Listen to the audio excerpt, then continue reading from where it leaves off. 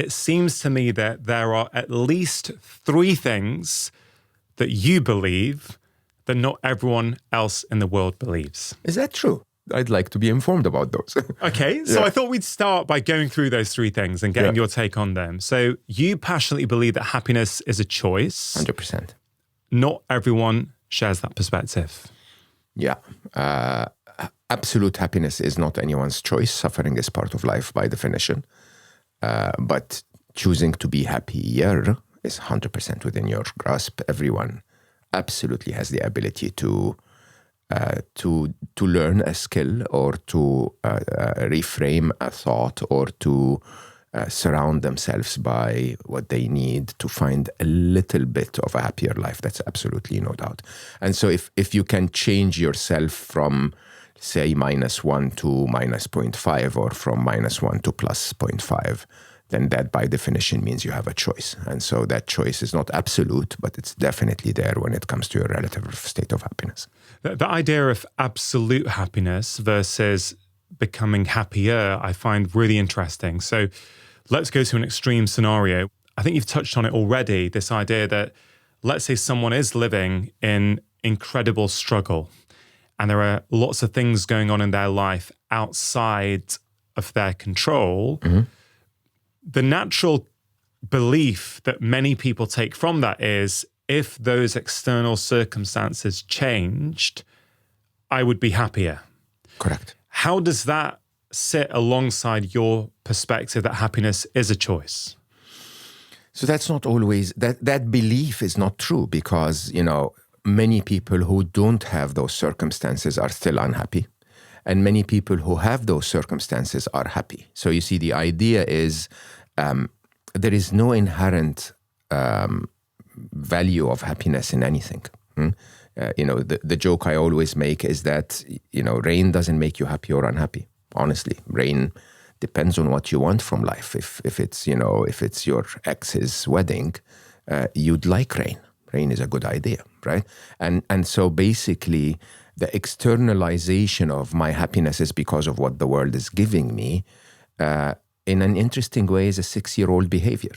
It's basically giving up on your autonomy, on your agency in your own happiness by saying, you see, life is giving me lemons again. And the idea here is that, as I said, again, to have the proper empathy, there are people in the world where it actually is very difficult to be happy. It's, they've lost their family, or they're in a war zone, or they're, going through a very difficult breakup, or, there could be reasons, they have chronic pain or some kind of a chronic illness, or, you and I have experienced working with people in those states in our work. And yeah, it becomes difficult to find happiness. It even becomes difficult to find happier, states at that time. But truth is, most of the time, for those who choose to blame life for their unhappiness, whatever life would give them, they'll find something to blame. You see, the idea is, as I always try to teach, happiness is the difference between the events of your lives, the events of your life and your expectations of how life should be. And so, interestingly, you go to some of the places where the best quality of life exists, where the subjective well-being is very high, and you'll still see very high suicide rates. Reason being, when your government gives you health care and gives you unemployment payments, and they'll take care of your every need, somehow in our always ambitious minds, let's call them, your mind will go like, okay, so if the government can do all of this, why is my girlfriend still annoying? Where's my service level agreement? I signed a service level agreement that the world is always going to give me everything I need to find happiness. And if the world fails, then I'll be unhappy. And the question is, where's that agreement? Show it to me. I mean, I completely agree with your perspective that happiness is a choice. It's a skill that we can cultivate. It's a skill, 100%. Once we know how to do it. Mm-hmm. And I wonder how much your upbringing in Egypt influences your perspective here. And the reason I asked that is because I was born and brought up in the UK, but my parents were immigrants from India. And you can see the difference. You can see the difference. 100%. And every other summer, we would go for the entire school British summer holidays to Kolkata in India. And I often reflect back to those days now and go, wow, I would repeatedly meet and see people in what we would regard here in the West as poverty. Yeah. But their whole sense of being was light. There was a contentment. Yeah. Yes. There was a happiness. Yes. And as you said before, and as I said before, there are so many millionaires, multimillionaires, miserable, billionaires who are deeply unhappy. Miserable. So more often than not, actually. Exactly, because often the drive to go out there and achieve and show the world that you were something, that came from a place of lack. Yeah, that was the story of my life. I mean, growing up in Egypt, happiest person ever. I remember vividly, I would, nothing would dent my happiness. It's, in those societies, you get two very beneficial happiness advantages. One is that you see misery all around you. You see suffering all around you. You see lack and need all around you. So it reminds you of how blessed you are, right? The reality is, if your expectations are, I may not be able to eat today, if someone gives you a bowl of rice, you're very, very happy. And that, I think, is the reality of a place like India, where, people value what they get. They don't feel disgruntled about what they didn't get, because they can easily see. In my first book, Solve for Happy, I basically call this looking down. And the idea is that, of course, if you look up at all of the Ferraris in Mayfair, you'd think that life is unfair to you. But if you look down to people in war zones or people who are starving, suddenly you realize, I didn't contribute to that. I could have been born there myself. Yeah. Right. And somehow that reminder really creates a sense of realism in you. Okay. Then I became very successful, and I remember in my late 20s, when I was so focused on collecting so much wealth that I didn't need, and, feeling frustrated when things didn't go my way, and, feeling anxious when my daughter interrupted my time, when I was focused on a silly email or a stock chart, these were created by me, not by life. Okay. Mm-hmm. And the misery was my work. It was, life was giving me more and more and more and more. And I was constantly disgruntled with, why is it not perfect? Again, the service level agreement. But you see, the other interesting thing is, when you deeply, deeply look at life, you need your basic needs and love. Okay. And if you get your basic needs and love, it's not difficult to work on your mind to get into a state of happiness. Okay. Of course, there are many people that have their basic needs and love, but don't work on their mind. And so they never find happiness. But I'd ask everyone who has those two in their life to really think deeply about how blessed they are. Whether it's feeling loved, which in my view is a state of ego, if you think about it, but most importantly is being able to love. Yeah. Is being able to look at someone and go like, my divinity, that part of me, is capable of feeling the connection to that other being, and I think that in itself is sufficient, if you ask me. Anthony DeMello writes in Awareness that if you're not feeling happy right now, you're doing something to make yourself unhappy. Exactly. And I remember the first time I read that, I underlined it, and I keep going back to it. And I use it a lot because, we're all human and we can all fall into certain emotional traps from time to time. And if I'm ever feeling, which is very rare now, this state of discontentment, I ask myself, Rongan, what are you doing that's making you feel this way? What perspective are you taking on life here? What emotions are you ignoring? And what I like about this approach, which I totally agree with, is that it's very empowering, because then if happiness is a choice, that instead of us being a victim to the world and events outside of our control, we're suddenly the architects of our lives. We're suddenly like, oh, actually, there is something I can do here. Now, why you saying this has particular value for people who've never come across you before. Your son, Ali, died after a significant series of medical errors during a routine operation. How old was he? 21. He was 21 years old. Yeah. So I think when someone like you, having been through that, says happiness is a choice, I think it lands differently. Yeah, and I don't know how to say this, but a lot of people think that when you're a grieving father, you have no choice, because it seems that the only plausible choice is to just, put your head down and wait to die, honestly. I mean, in an interesting way, grief is quite a tricky one, because you feel deceived by life. You feel that life targeted you personally. You feel that, life is never going to be the same. You lose the point, of like, so what now? So many feel that it's a bit of, believe it or not, of betraying the one they love if they can actually find happiness after them.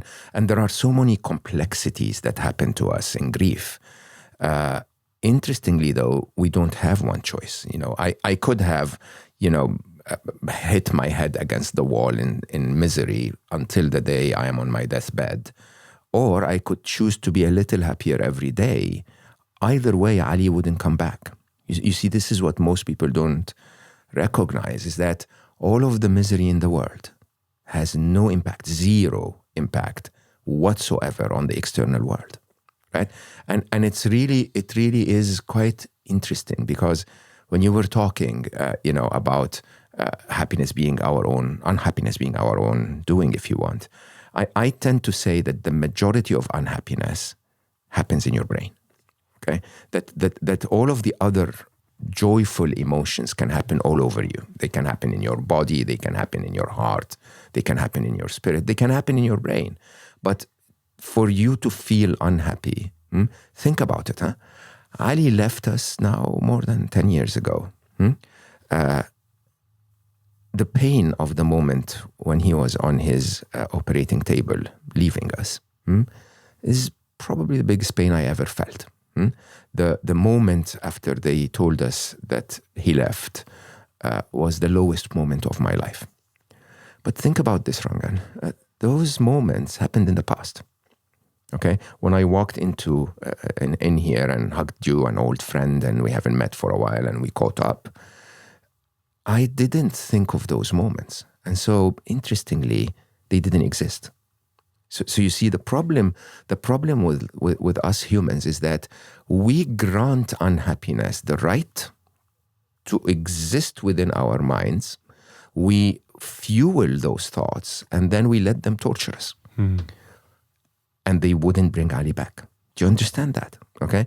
So where's the wisdom in this? Where's the wisdom in me finding the most painful moment in my life, then bringing it up in my head again and saying, okay, let me play that scene again and torture myself. How smart is that? Right? The opposite is interestingly true, because people will say Ali died, and that's a true statement. Okay, but I also say Ali lived. Equally true, as a matter of fact, more true, because Ali lived 21 years and left for 10. Okay, when you really, really think about it, Ali lived is the same fabric of the thought. To die you have to live, and to live you have to die. But it's interesting, because Ali lived is such an empowering thought. Okay, first of all, Ali was not planned. We didn't plan to have Ali. Okay, and then we get this gift, an unbelievable blessing that comes into your life, teaches you, shows you love. We laughed so much together. We played so much together. We learned so much together. He's one of the biggest gifts. Ali and Aya, by definition, are my biggest gifts in life. My daughter Aya, and then the human mind would take all of that and say, no, I'm upset. Why did he leave? And I'm like, he left because he came. Now think of the scenario where God or the universe or whatever you want to believe in decided to not bring him to your life in the first place. You look at it now and you go like, If it happened during life and you didn't notice it, you would have never missed him. It would have felt that life has never taken anything away from you. Okay, but the truth is, also life would have never given you the blessing at the same time. Now, but you look at it now and you go like, oh my God, I would absolutely take the pain 1,000 times more to take the blessing of having him in my life for 21 years. Yeah. Right? And if only we start to see those things. Okay, if only we start to see that, I'll use simple examples so it's not too dramatic. If only we start to see our annoying manager as an indication that I have a job. Okay, if only we start to see being stuck in traffic that I'm going somewhere and someone's waiting for me. If only we see the flu that you suffer as an indication that you've been healthy until you got the flu, and all of these. You know where they exist. They exist here. Yeah. The outside event is exactly the same. Yeah. It's such an empowering message because we actually have a huge amount of control over where we put our thoughts, how we frame every single situation. And it's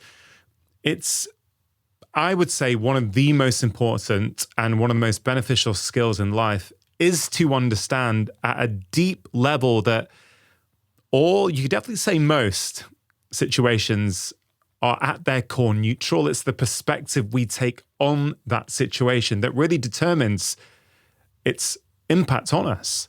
I'd go even further, Rangan. I mean, I did an experiment, a thought experiment I used to call the eraser test, where I told people take the most painful memory in your life. Okay. And I used to teach Solve for Happy to people in person. So I had probably up to maybe 20,000 students or so in over multiple years. And I would tell them, take that situation, the most painful in your life, bring it up into your mind. Now you feel it again as if you're in it, even though it passed, right?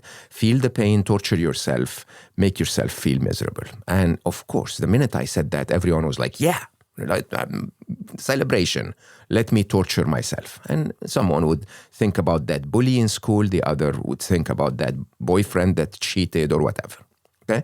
And some would think about very painful situations. Then I tell them that we've invented a technology that has the ability not to erase it from your memory, but to erase that event from space-time. So completely remove it. Okay? And I would ask people, how many of you would choose to erase it? Everyone would raise their hand. Okay? And then I would say, but the only problem is that if we erase it, we will erase everything that happens as a result. That friend that you met, that lesson that you learned, that whatever. Anything that happened as a result of that event will be erased in the process. Okay? Who would still want to go through the experiment? 98% would put their hands down. Okay? And the reason is, very interestingly, any suffering that you went through in life is what made you the person that you are. Okay? And unless you really, really dislike the person that you are, okay, then you're grateful for all the pain that you went through. And it's quite interesting because you always look back at those events and you go like, it was very painful then, but it's actually wonderful now. Yeah. Right? And then if you see this and you see it with clarity, you know what you should ask yourself? You should ask yourself, so why am I so upset about this event now? That one that's hurting me now is going to be wonderful then. Yeah. Right? I just have to accept that the only way that we progress to enlightenment in life is to suffer. I have to accept that. And if I can accept that, okay, then suffering doesn't become suffering anymore. Suffering becomes part of the video game. Yeah, life school, Yeah. inner work school, whatever you want to call it. Yeah. We did cover this concept of happiness being a choice in detail on our first conversation. So I want to get to the next two things that I think you believe in, or everyone does. Yes. Before we do, let me just tie a loop in something. You said right at the start when you were explaining this idea that happiness is a choice, you brought up the rain. And you're saying rain's just rain. I apologize for Britain, but yes, but it's a relevant example here. If it's your ex-girlfriend's wedding, you're happy. Yeah. And I I think you were saying that to sort of illustrate the point that the rain is neutral. It depends what it signifies and what perspective you're taking on it. But if we just go back to that for a minute, if you're happy that it's raining on your ex-girlfriend's wedding day, You need to do some work. you need to do some work. You're being tied in your mind to the past. You have no idea how many times I said that example. You're the first one that picks that up. Absolutely. It's, you know what? You're holding on to something. You're being tied to it. You haven't moved on. You haven't let go. And you know who's suffering? Yeah, you, not her. Yeah. She doesn't even know that you're suffering. The fact that you're even checking the weather forecast on her wedding day, that's a problem. Exactly. It's quite interesting that, holding on to a grudge only hurts you. Yeah. Never hurts the other person. I don't remember, was it Nelson Mandela or Gandhi, one of the two, who basically said it's like drinking poison and hoping the other person would die. Yeah. It's not very clever when you really think about it. Just forgive, accept that life comes with stories and benefits and just enjoy that you've moved to another experience. The second concept I think you talk about, which I think there's a lot more people who believe this now than even 10 years ago, but I would say the vast majority of people that I come across, at least, I don't think believe this, is that death is not the end. Yeah, for sure. So I'd love you to expand what you think about that, why you believe death is not the end. And why is it you think that a lot of the world does not share the same perspective as you? Oh, wow. Okay. The reason the world doesn't believe is because the propaganda machine has been working against spirituality for a very long time. Okay, there is a lot of the goodness of our older world. If you miss it in today's world, it's because it's not beneficial for capitalism or politics. It's as simple as that. And spirituality, spirituality has been hijacked originally by religion, and then religion attempted to hijack politics, and so in the process, especially in this country, as a matter of fact, the separation from, between the church and the state, and the whole idea of sort of making it look ridiculous if you believe in something bigger than you, is very systemic. Okay, it's very systemic because it doesn't help those in power control you, if I'm allowed to say that. And I don't mean that, deliberately, as if the British government is attempting to control you by taking you away from spirituality, or any other government for that fact, but from the rules of power in history, where, by the way, governments are not the power in this world. The powers in this world are much bigger, where governments report to them, really. The religion is only useful if you can frame it in a way that gives those in power something, but otherwise it's to be removed from the common man's heart, if you want, common man's and common woman's heart. The reason I believe this is not religious scriptures or spiritual scriptures at all.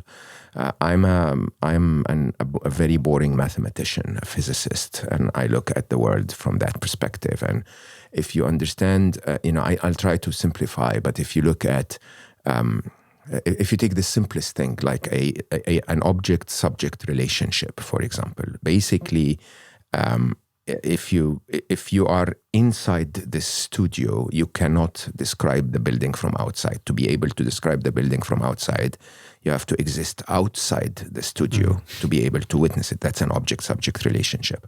And if you take that within yourself, our experience of space and time, especially the passage of time, or the arrow of time, as we call it in physics, is not possible if you existed within the arrow of time. So if we're, the description of the arrow of time is that, we're moving from frame to frame along the space-time continuum. All of us and the whole universe would just move from frame to frame.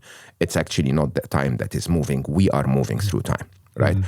That's our understanding in physics. But if you need to experience that arrow of time, you have to exist outside it. Okay, and if you exist outside it, that basically means that you are not part of space-time, and so accordingly, time doesn't apply to you at all. Okay, and that basically means that your physical form is subjected to time and to space, to this physical reality, but that the real, if you want, entity that's holding the controller that manages your physical avatar experiences all of this because it's not part of it. So that's number one. The only way to experience space-time, like the only way to experience this building is to be outside it. The only way to experience space-time is to be outside it. So this is one side. The other side is from a physics point of view. If you understand the only commonly agreed explanation of the small mass that was condensed enough to explode into the Big Bang, 9 billion years of nothingness, then the planets and the galaxies start to form, and then within them, planet Earth forms 4.3 billion years ago, and so on and so on and so on and so on, until a few million years ago, life starts to exist on planet Earth. That view of existence is temporal, so it follows the arrow of time. It's within space-time. But the other view of it is the view of quantum physics, the Heisenberg interpretation of the uncertainty principle, if you want, which basically says that nothing exists until observed by a form of life, right? And so, who observed the original mass? Who observed the 9 billion years of gas? Who observed planet Earth before life became part of it? You have to understand then that the observer has never been part of that system. The observer, life itself, existed outside space and outside time. And I can give you a million other proofs, but the reality is whatever it is that animates us, call it life, call it spirit, call it consciousness, whatever it is, whatever animates this avatar is not within this avatar. That's very simple to prove. Now, if that is the case, then death is not the opposite of life. Life has existed since the Big Bang happened, okay, in forms that we are unable to comprehend because we live within the illusion of this 76 years life expectancy, right? But the truth is that that life has always been there. Life is not the opposite of death. Basically, death is the opposite of birth.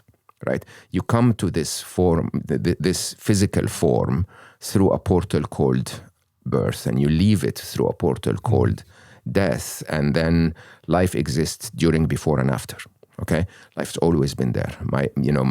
My son Ali, if you understand any little bit of the theory of relativity, okay, where basically Einstein teaches us, and we can prove this with absolute observation. It's not just theory. That there is a slice of time. If I was approaching planet Earth at speed, at very high speed, at an angle, there is a slice of time where my reality would see my birth in the U.S., for example, in the U.S. time zone, my son's birth in Dubai time zone, and my son's death in Japan's time zone, all as one slice of time. That would actually become my reality, right? Which basically what Einstein shows us, the relativity of time, is that time doesn't exist at all, okay? And so accordingly, my son Ali was not born after me and died before me, okay? My son's avatar existed on a slice of space-time that came after the slice where I existed, and he decayed on a slice before the slice where I decayed. But Ali himself was always there, during, before, and after. Ali is not younger than me, he's not older than me. As spirits, as souls, as consciousness, we're the same. We've always been there. We've always, I jokingly, because I love that image, we've always, me and him, been sitting on that red sofa as souls holding the controllers of our avatars as we went through this physical life. And it's interesting because I can talk about this for hours, but I don't want to overcomplicate the physics. But it's interesting because most people who have faith would have doubt in their heart around those measurable realities, if you want. Those people who believe in science will say anything after life is not measurable, so it's not the concern of science. But if you really look at science with a bit of spirituality, it's undeniable that we're just here experiencing the physical world. Yeah, I mean, thank you for sort of going through that. And I would love at some point a 2-hour deep dive on that. I'm very much of that belief as well. And what you said there about science is really interesting. I think these days people misunderstand science in a massive way. And the simplest way I can put it is that science is our best attempt to understand reality, but it's not reality. Reality is reality, right? Yeah. And what we're trying to do with our limited methods is trying to study what's actually going on in reality.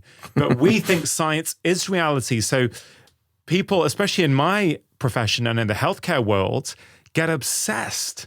Yeah. And they are literally disciples of what is in the publication that was peer-reviewed without realizing that these are all limited measuring tools. They're only there for a certain subset of populations. They may not be relevant to you. And they're fighting about it as if that's truth. Yeah. Even though we know, as I learned in, week 1 in medical school, 50% of what you learn here is going to change. Is going to be found out to be untrue and wrong. The only problem is we can't tell you which 50%. 100%. Right? So if you take that approach, which really has humility at the heart of it, you go, actually, we don't know. I have been using Bond Charge wellness products for over 5 years. From blue light glasses to red light therapy, Bond Charge make it really easy to get healthy while staying at home. Now, one of my current favorites is their Demi red light therapy device. There are just so many studies now showing the potential benefits of red light therapy, including better eye health, pain relief, reduced inflammation, enhanced recovery, improved sleep, and even better skin. In fact, when it comes to skin, I have many friends and family members who absolutely love the Bond Charge red light face mask, super light and portable, and after using it for just 10 minutes a day are reporting more radiant and glowing skin. So if you're looking to take charge of your health at home, I would highly recommend you check out Bond Charge. It's currently the Bond Charge holiday sale, so you can save an incredible 25% off everything on their website. Just head to bondcharge.com and your 25% off code will be automatically added to your order. This sale will end on the 31st of December 2025, so hurry and don't miss this massive chance to save big on your favorite Bond Charge products. There's a lot we don't know. We're just trying to make the best sense of what we do know. And this is not the best example, but last week's episode was with Bryce Applebaum, who's this wonderful board-certified optometrist in the United States. And he's doing some really interesting work where he's talking about the difference between vision and eyesight. But one of the things he managed to do with me is over 5 days, 3 hours training a day on eye exercises and brain exercises, my eyesight got 6-fold better. No way. In 5 days. Wow. Right? Same room, same lighting, same time of day, everything, right? No part of this is exaggerated. And of course, most people love the episode, but there's a few people who are like, that's nonsense. And it's usually people from the optometry world, right? Yeah. So if you look at this objectively and you stand back, you have to go, there are tens of thousands of adults around the world who are reporting improvements in their myopia in adulthood in a variety of different ways, right? Some are doing it from just spending a ton of time outside and no longer looking at near things. Yeah. Some are doing exercises, some are using red light therapy. You'd have to be willfully ignorant to go, that's not happening. I don't understand why some of my colleagues don't go, wow, that's not what I was taught. Isn't that interesting? But a lot of people don't do that. They go, that's rubbish. That's BS. Can I tell you why? Please do. Because science is the religion of the modern world. Yeah. It totally was, again, deliberate to replace spirituality with science. Now, science is not only a religion where people are blinded by what they believe, right? It's interestingly very egocentric. Why? Because the scientific statement, and I'm a scientist, so don't get me wrong, I adore... There's nothing wrong with science once you know its limitations. But exactly, I adore science, but science tells you this. Scientists tell you that if we can't observe it and measure it repeatedly, right, then it doesn't exist. That's the absolute wrong statement. If you can't observe it and measure it repeatedly, then it's not the concern of science. Right? Love exists. You can't measure it and observe it repeatedly, right? But we all know it exists, right? And, germs existed before we created microscopes. Yeah. And the interesting bit of this is if you have that humbleness to accept that these things exist, but as a scientist, they're not part of my domain, then whose domain is it? Spirituality and philosophy.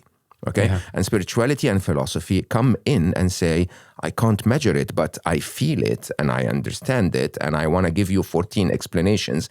None of them I can prove with science, but maybe choose one that comes close to you. Right. And interestingly, that didn't help the separation of the church and the state. Okay. And so we, again, live in a world where we are told to believe certain things. And if you're dumb, you just believe whatever you're told. If you're smart enough, you start to become fanatic about what you believe, which you were told.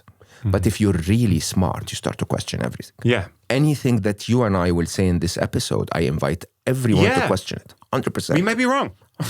I'm certain that something I will say is wrong. Yeah, and that's okay. 100%. And that's okay. Yeah. I think what really matters is that you genuinely try to say your truth. Okay, but that you humbly try to say, and I don't know. I mean, one of the topics I cover extensively is artificial intelligence, right? And I say it almost every time I remember to say it, that anyone that tells you anything about the future is arrogant or wrong. Okay, because the future is in flux and it's moving so fast, and the technology is changing every day, and people are using it for so many things that I don't know. I can only tell you the sum of what I crunched together, so that you can make up your mind. Yeah. But in this world today, it is so interesting how people now take 60-second clips of anything and either take an absolute position for or against it. Which, remember, when I was growing up, we used to call it common sense. It's a very interesting skill. I don't know if we remember any of it. But basically, someone tells you something, you go and look for what else is being said about this, and you make up your own mind. Do we remember that? Yeah. Make up your own mind. It's your truth. The way modern science has been interpreted by so many people is to give us the illusion of certainty. Yeah. And I think people like certainty, right? People like to feel that, I know what's happening. I can control this. But actually, that's a very limiting viewpoint. It's a very fragile place to live because there is so much out there that is uncertain. But also remember, science is a cult. It's not just a religion, okay? It's a cult. And you and I know, if you've been in the scientific community, that there are taboos, okay? There are things you cannot touch, right? I had a guest on my podcast when I was podcasting, Dr. Stephen Seemeyer. Incredible. He wrote Darwin's Doubt, one of his books, okay?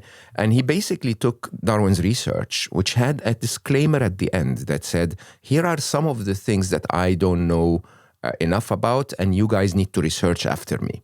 One of them was the Cambrian explosion, which was an era in history where an endless number of species appeared in a time, in a sort of a period that does not correspond to evolution at all.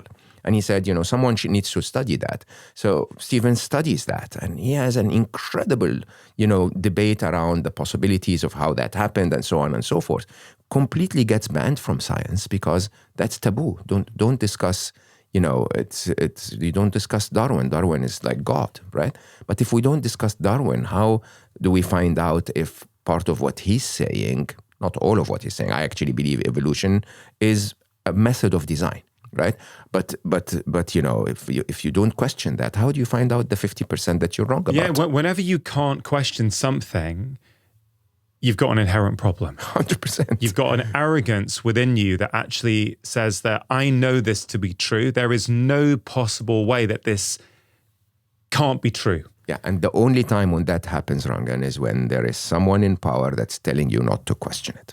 Yeah. Okay. Look at this nation at this time. Okay, and how many things you're not supposed to say in public. Yeah. Okay, and once you realize that if you say it in public, or you discuss it, or you debate it, or you ask your friends about it, you may actually find out something other than what you're being told. Yeah, and to bring it back to an individual, if you're someone who, I would say, if someone's listening to this or watching this and finds themselves getting very defensive or triggered when they see something online or someone in their network says something that they don't naturally agree with, and you're having this disproportionate emotional reaction, I think you should put a mirror up and go, why on earth Yes. does someone having a different perspective from me trigger me so much? Okay, 100%. And that's a much more, it's like happiness being a choice. We can choose our mindset in every situation. If you're getting triggered by something, if you don't take that empowering perspective, you're a victim to the world. You're walking around getting triggered all over by everyone. Anyone who doesn't subscribe to your belief system and the way you see the world actually is problematic. People don't realize there is such a massive dose of arrogance within that. But there is also a massive dose of unfairness to oneself. Think about it, right? Because if what you want the most is to be right, then the best way to get there eventually at the end of your life is to be told you're wrong when you are. Do you understand the logic of this? It's like if I really, and I love knowledge. I know you do too, because we have our conversations around things that we're working on internally, right? I love knowledge, but the only way I can continue to learn, is to remove part of what's filling my glass and replace it with something that now makes more sense. And the whole idea of evolving as humans is all about continuous development, continuous debate with everything that you've believed. Yeah. Well, we could go down a deep rabbit hole there. That's 2 hours there. Yeah, right. I'm gonna just because I want to make sure we get to AI and why you believe, I think, that it can save relationships. We'll come to that. I just want to get to the third one. So I've covered 2 so far. Things that you believe that a lot of people don't believe. Happiness is a choice. We've covered that. Death is not the end. We've certainly covered that. And I want to talk more about that. I'm having to restrain myself here. The third one, which I kind of feel relates to the last 2, actually, as I hear you talk about them, is this idea that solitude is an essential ingredient for a meaningful and purposeful life. Oh my God, yes. Not everyone shares that perspective. I certainly do.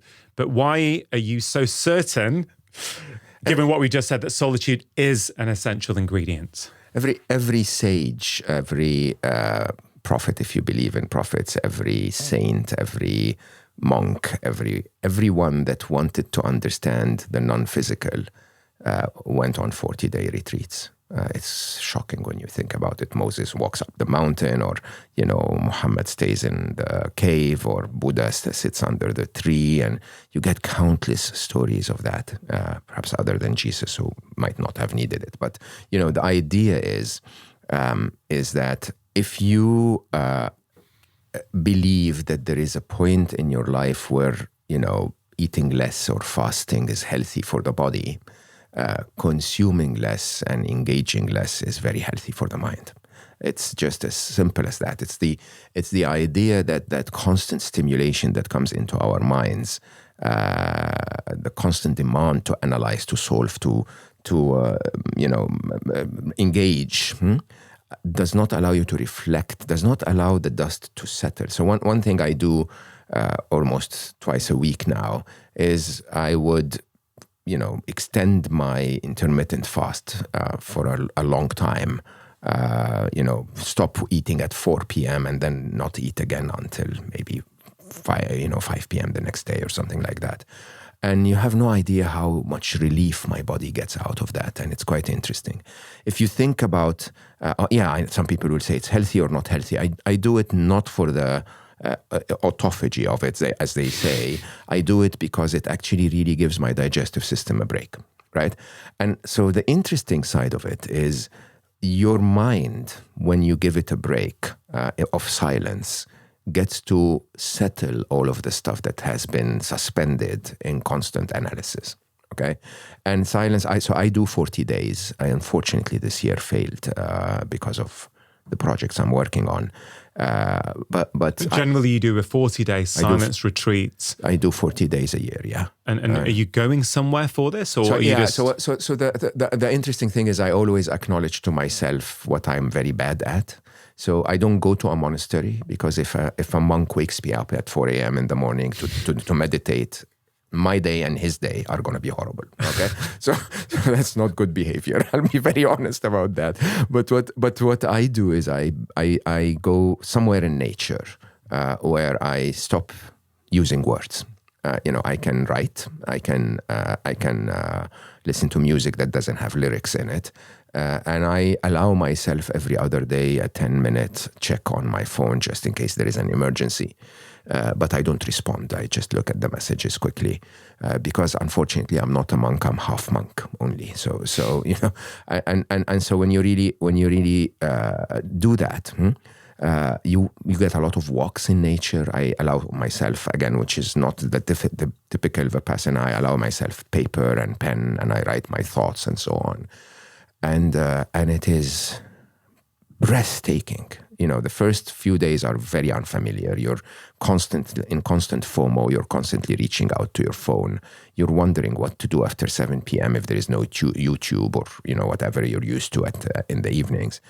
I normally eat very light, so I completely change my diet and basically walk and exercise and so on. By day 7, you settle. Okay. You settle in that, now you're busy. You're really busy. You're processing a lot of thoughts. You're taking notes down. You're feeling stronger physically. It's a beautiful time. By day 21, you start to get massive downloads of clarity. Okay. You sleep better, by the way. Your body relaxes a lot more. By day 32, 33, you start to cry because you don't want to go back. Okay. And I believe it or not, it is probably the highlight of my year. Now, what normally happens is I write in a very unusual way because I don't start writing a book until it's completely formed in my head.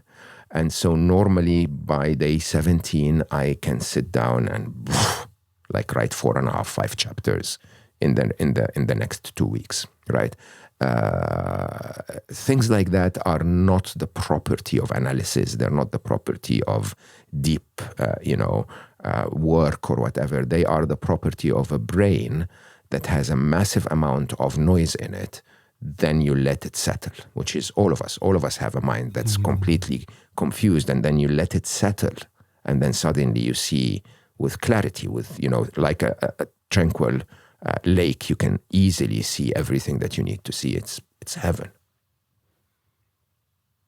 It's like you're doing less and in some ways producing more. Producing way more. Yeah, it's kind of interesting, isn't it? That so many people will say they don't have time, will say that, oh yeah, I have this great idea for a book, but I never get time to write it.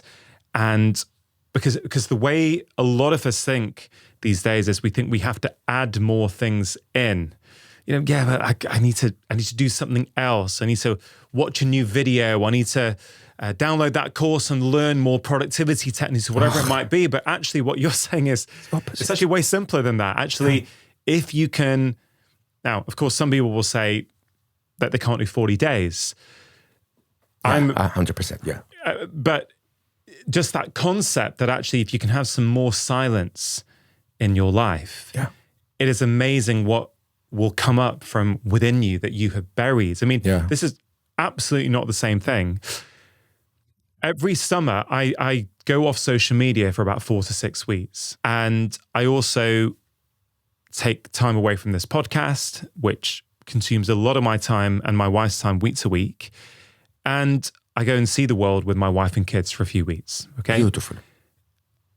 And yes, of course, being on holiday is nice. Being together with your wife and children when you're not distracted is lovely.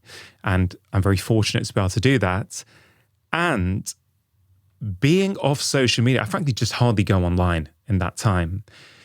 You just don't realize, people do not realize how much their thoughts are influenced by the inputs they keep putting in each day. Yeah.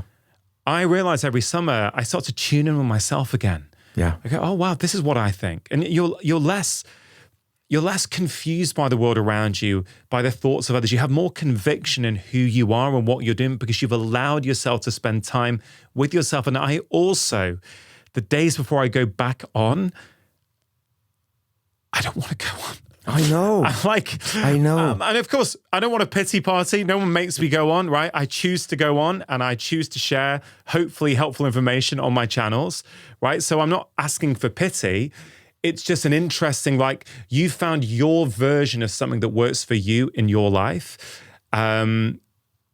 I found a version, and it's definitely nowhere near as intense as what you do. But when you have a wife and kids, it becomes very difficult to do this. Exactly. Yeah. So I think at the moment that works for me. But you also mentioned fasting there, and I think this links back to what we were just saying about science, right?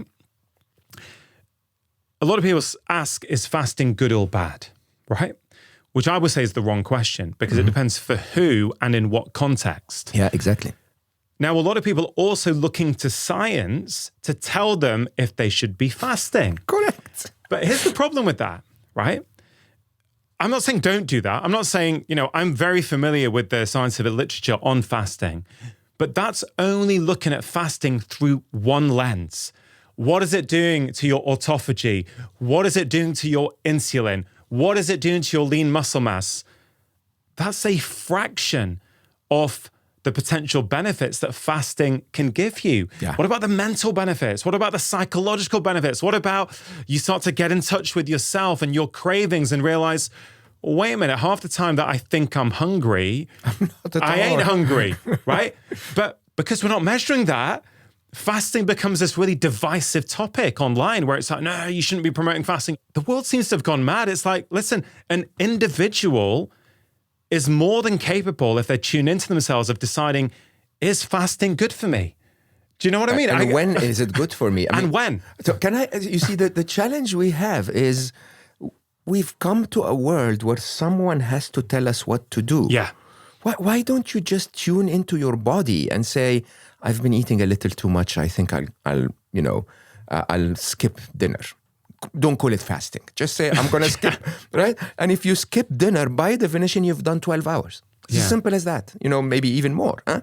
And so it's really interesting that if you tune into those things, one of the biggest challenges for me is because I travel so much. It's actually almost certain that I will eat crap, right? And recently in my older years, as I, try to be more and more healthy, I just realized that actually eating crap is worse for me than not eating anything at all. Yeah. Okay. And so when I'm in an airport and, because of my Islamic background, we fast 30 days a year in Ramadan. And so, I'm very used to that feeling of being hungry, but deciding I'm not going to eat until 6 p.m. Right. And it's a wonderful feeling if you tune into it. It's actually really, really, somehow, how your sore muscles after a gym workout actually feel good because they're good for you. I actually love that feeling of I'm hungry, but I'm not going to eat. Yeah, it's it's that theme of empowerment. It's, I don't have to be a slave to my cravings and my feelings and my emotions. I have personal power to go, actually, I know I'm feeling that, but I don't need to engage with it. Yeah, to submit to it, yeah. Now, at the same time, I also very much acknowledge that for some people, fasting is not the best thing. But sort of bringing solitude back to those first 2 points, I'm a huge fan of solitude. Like you, I think it is essential. I don't think you'll ever know yourself without solitude.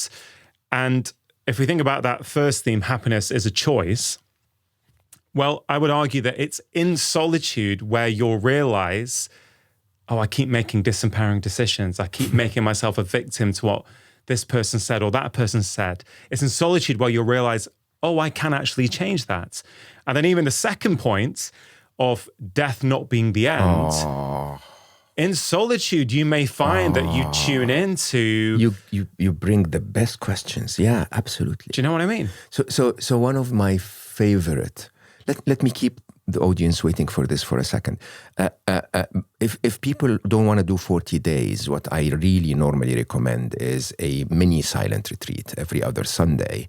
You set your alarm clock to 3 p.m. and you just disconnect from the world until your alarm clock, goes off. So you wake up when you wake up. You don't interact with knowledge. You don't interact with your phone. You don't speak. You don't, look at time. And then you give yourself what could be 7 to 8 hours. So from Sunday morning until 3 p.m., you're having this mini silence retreat. Every other week is, I think, a reasonable rate. I love this. Tell me more. So you a Saturday evening before you go to bed, you set your alarm to 3, not to wake you up, but to not engage with knowledge until 3. Okay. Not engage with knowledge. That means no books? No, I'd rather, because it's a mini retreat, I'd rather you do nothing but a paper and pen. So you're not consuming anything from the outside. It's all kind of internal, basically. Yeah, not including timepieces. You're not consuming time. If you can not consume music, or at least, just instrumental music, and you tell your children, you tell your wife, I'm on a silent retreat, and basically just give yourself those 7 to 8 hours. It's incredibly, it's even more empowering, believe it or not, because of repetition than doing 40 days. Not to belittle this in any way, because I want to do it, but I just had a thought that I think my wife would love it if I did this. Every day. Genuinely, I think she thinks I talk too much. I think she would be so happy if on a Sunday I didn't talk till 3 p.m. She's wonderful, so I'll take a coffee next time. But in all seriousness, I think this could be a super valuable practice. Yeah, it really is. And so we were talking about how silence relates to death. So one of my favorite spiritual practices is the Sufi approach to enlightenment. Okay, so the Sufis believe that the way to find enlightenment is to die before you die. Okay, and it's quite an interesting definition. That death is defined as a detachment from everything physical. Right? And dying before you die is to be fully alive, fully healthy, fully engaged, fully in love, fully reflecting, but you're not attached to the physical world. And silent retreats and fasting, believe it or not, or a combination between the two, is the closest you get to that. Because suddenly you're basically putting a distance between you and everything that distracts you. Okay, in a grieving heart, believe it or not, one of the most empowering things that held me when Ali was leaving was that idea that we're all already dead. If you think about the idea that we're all eventually going to leave, so it's a zero-sum game. You come to this world with nothing, you leave this world with nothing. So why are you attaching? Why are you holding on to all of those things, right? And if, in my mind, pilgrimages, you don't have to be pilgriming to any place, but, to just walk slowly to another place, silence and fasting are some of the top practices that can get you to that state of disconnecting from life, if you want, to be fully alive, but dying before you die. It's so powerful. I've been meditating a lot over the past few months, and I recently had Henry Shukman in the studio. He's a Zen master. He founded the Way app, which is amazing. And we spoke for the first time on this podcast about non-duality.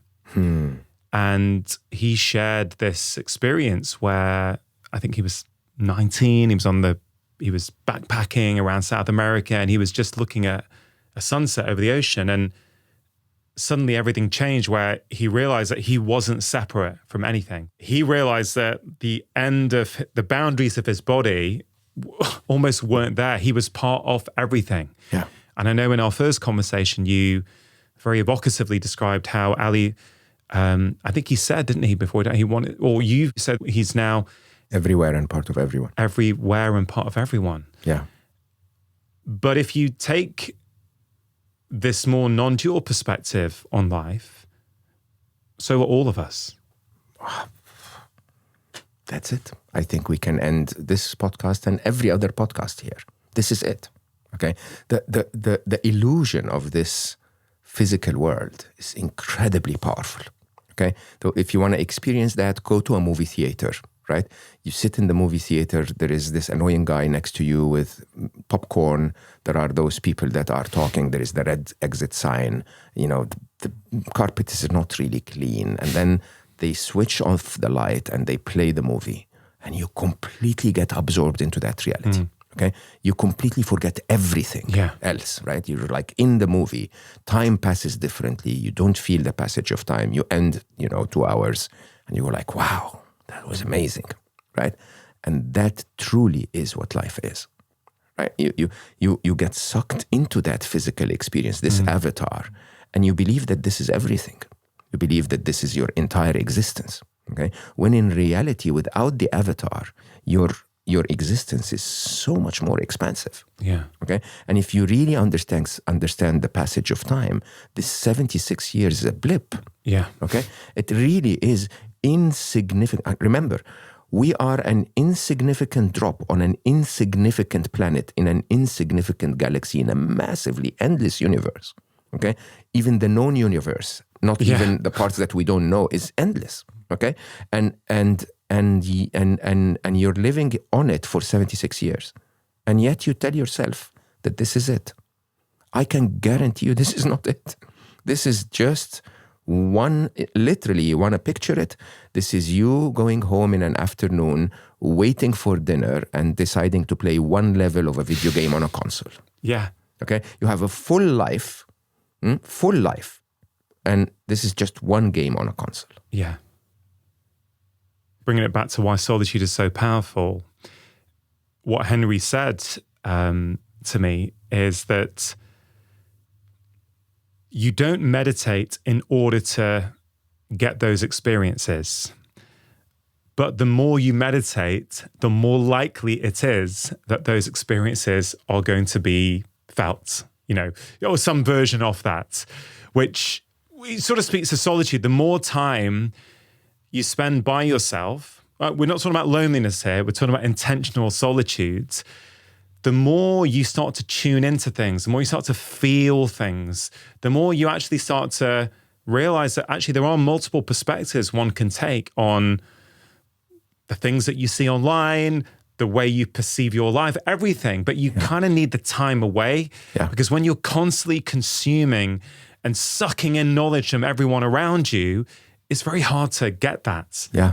So I love that idea of mini silence retreats. Mo, listen, I am literally having to restrain myself from going deep. I know you want to go to a different topic. I advise everyone to watch the TED Talk of Jill Bolte Taylor. How do you spell that? Jill, Jill. Yeah, Bolte Taylor, Bolte and Taylor, basically. And Jill had she's one of my favorite neuroscientists in the world, and she had a stroke, where her left side of her brain was basically paralyzed, if you want. And she describes that exact experience in the TED Talk of the boundaries between her and everything would disappear. Okay, it is our mind that's creating that boundary between you and me.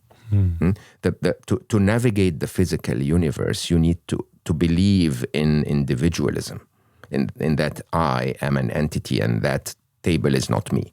Okay, that you are different than me, that my safety can be benefiting or threatened by your existence, and so on and so forth. And if you really, meditation, silence, long reflections, breath work, basically enable you to switch that dominance of that mind that is creating the illusion of the movie theater. Right. So you suddenly realize I'm not in a theater at all. I'm not in that movie. Okay. Yeah. And you see the world very differently. Yeah.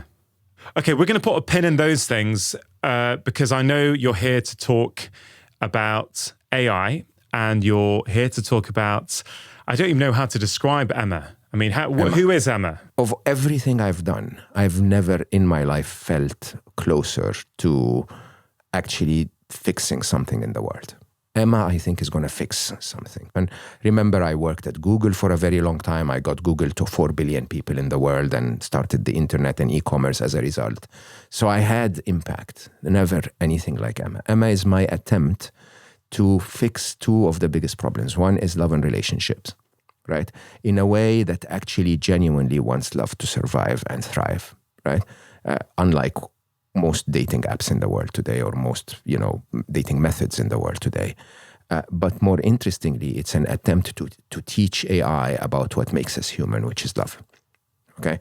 And so the mix of those two would end up helping humanity remove one of the biggest reasons of unhappiness, and at the same time, helping AI truly understand our reality, not as they see it in the news, if you want. Okay, this is super exciting. So let's just pause there a second. Let's say someone was listening to this and they don't have a clue what AI is. What's your best attempt to simplify, before we get into what Emma's going to do, what is AI? Best question ever, by the way, because most people don't really know. People think that we have created a better version of Google. We haven't. Okay, we've completely redesigned the way we code machines so that the AIs of today completely mimic the human brain. So the very original start of that was one of my dear colleagues at Google, Jeffrey Hinton. Jeffrey's a psychologist. This guy is a good computer scientist, if you want. He in 1986, he attempted to create a model of the brain on a computer system. Okay, not to create AI, but to understand how the brain works. Right?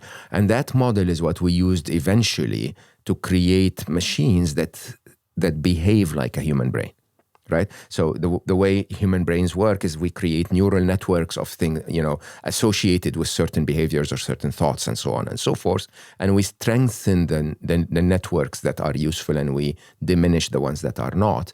That's exactly how AI does things. And so, if you want to compare traditional computing and artificial intelligence, you have to imagine a child where you give a puzzle to the child and then tell them, okay, take that piece and turn it 90 degrees, put it in the top right corner, and then take another piece and turn it 180 degrees and put it next to it. And if the child follows those orders, the child would solve the puzzle, but it wouldn't make them smart at all. This, as a matter of fact, would make a child dumber and dumber and dumber over time. And that's what we did with traditional computing. In traditional computing, the programmer, would solve the problem, and then they'll tell the computer to do it over and over and over. So the smart one is the person coding, and the machine is totally dumb. In artificial intelligence, basically you have to imagine a child where you give them a puzzle and leave the room and tell them, keep trying until you figure it out. And then eventually the child solves the puzzle and every other puzzle. As a matter of fact, the child becomes able to create new puzzles if he wanted to. And that's what we created. What we created with reinforcement learning, with transformers and so on, is a completely autonomous form of intelligence that is like and will beat human intelligence in every possible way. Okay. Thank you. Now, you've also mentioned that you think Emma can solve, I think you said, two of the biggest problems, love and relationships. Yeah. So love and relationships are not the same thing. Correct. Thank you for saying that. Right? So, yes. So I guess, first of all, what is the difference between love and relationships? And do we conflate the two? Is that why there's so much struggle in relationships? Number one. But then number two, what is going on in the world that you believe needs fixing in respect to those two things? So let's agree that, I mean, we don't want to market Emma at all. So, we're sometimes thinking of the slogan of Emma, right? But, one of the things that we... Who is Emma? Emma is an AI that is not one AI. It's a very, very diverse group of AIs working together, obsessed with you. Okay? They want you to, if you're in a relationship, to understand and learn and find joy in your relationship and nurture your love so that this relationship lasts for longer and feels better and empowers, the two sides of the relationship, right? If you're single, it wants to understand you so deeply and help you understand yourself, so that instead of the meat markets phenomena of dating apps where you are just swiping on looks, basically, it actually gets to know you enough, gets to talk to you enough, gets to help you know yourself enough to be able to tell you, I found one guy or one lady that matches you, okay? And basically gives you the closest match, tells you openly, this person we think is an 87% match for what we know about you. Those things are perfectly amazing between you. Those things you guys need to work on. Those things are not matching at all. Do you want to meet them? Okay. I've got so many questions, right? Yeah. So hold on. So let's just quickly go through the difference between love and relationships. Yeah. And then let me just go through that sequentially as my brain sees it. Yeah. So love is very easy to feel. Okay. It's very difficult to feel it for the right person if you don't know who you are. Okay. So if your perception of love is a story told for you from romantic comedies, okay, good luck finding a relationship that works, right? If your perception of love is something that your best friend told you is what you deserve, good luck, seeing if that actually exists or not. If your perception of a high-value partner is what they tell you in dating apps, then you're really going to end up falling in love over and over and over with the wrong person, right? And love itself is almost the energy that makes us human, okay? So we, by definition, want to love and be loved. This is the ultimate goal of a human. By the way, even if you're a narcissist and a serial killer, okay, they do that because they want to be accepted in society. It's so hardwired within us, okay? They just don't get that they're doing the wrong thing, but they do it. Everyone wants to fit in. Everyone wants to love and be loved. Relationships, as a definition, from an engineer, a mathematician like myself, is the most complex mathematical model on the planet. As a matter of fact, interestingly, that's why nobody tackles it. It is so complex because there are so many parameters and so many moving parts to a relationship that we humans either settle, okay, or fail. And it's quite interesting, if you look at the statistics, they're staggering. Emma, by the way, we reject those who want hookups, those who want a one-night stand, those who want, games or whatever. We designed Emma as a place for those who are actually looking for genuine love. So by definition, you have already filtered 90% of the issue. Okay, but then when you get there, you're trying to guide the humans, we're only human, into the complexity of how many parameters affect you, your traumas, your background, your desires, your conditioning, your. And you think it's possible to put all those metrics in? Not by a human, but by the intelligence of AI. I mean, this is so fascinating. It really is. Honestly, so hold on a minute. So we're basically saying humans have been on this earth for a long time now. And maybe there's a fundamental flaw in how we try and find love, which perhaps this new super intelligence is going to help us solve. And if it does, then we've also taught that super intelligence the most valuable thing on the planet. So hold on, however, that assumption is not true. There were times where love was much easier than this. Yeah. Right? Let's take some numbers. Today in the modern world, one of every three adults surveyed, 33% of adults surveyed will say they've never had a committed relationship. Okay? The average age of a committed relationship is down to 2.3 years. Right? Wow. Compare. So even those who choose to commit will end their relationships within 2.3 years. Right? Divorce rates in the Western world are 1 in 2. So but by the way, those who choose, the adults that choose to get into marriage are now down from around 74% of all adults in the 60s to less than 47% today. Right? And those who choose to get into marriage, 1 of every 2 will end their marriage.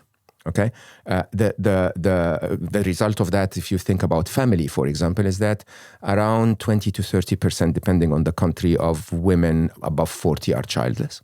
Okay, 25% of children are raised with one parent. Right?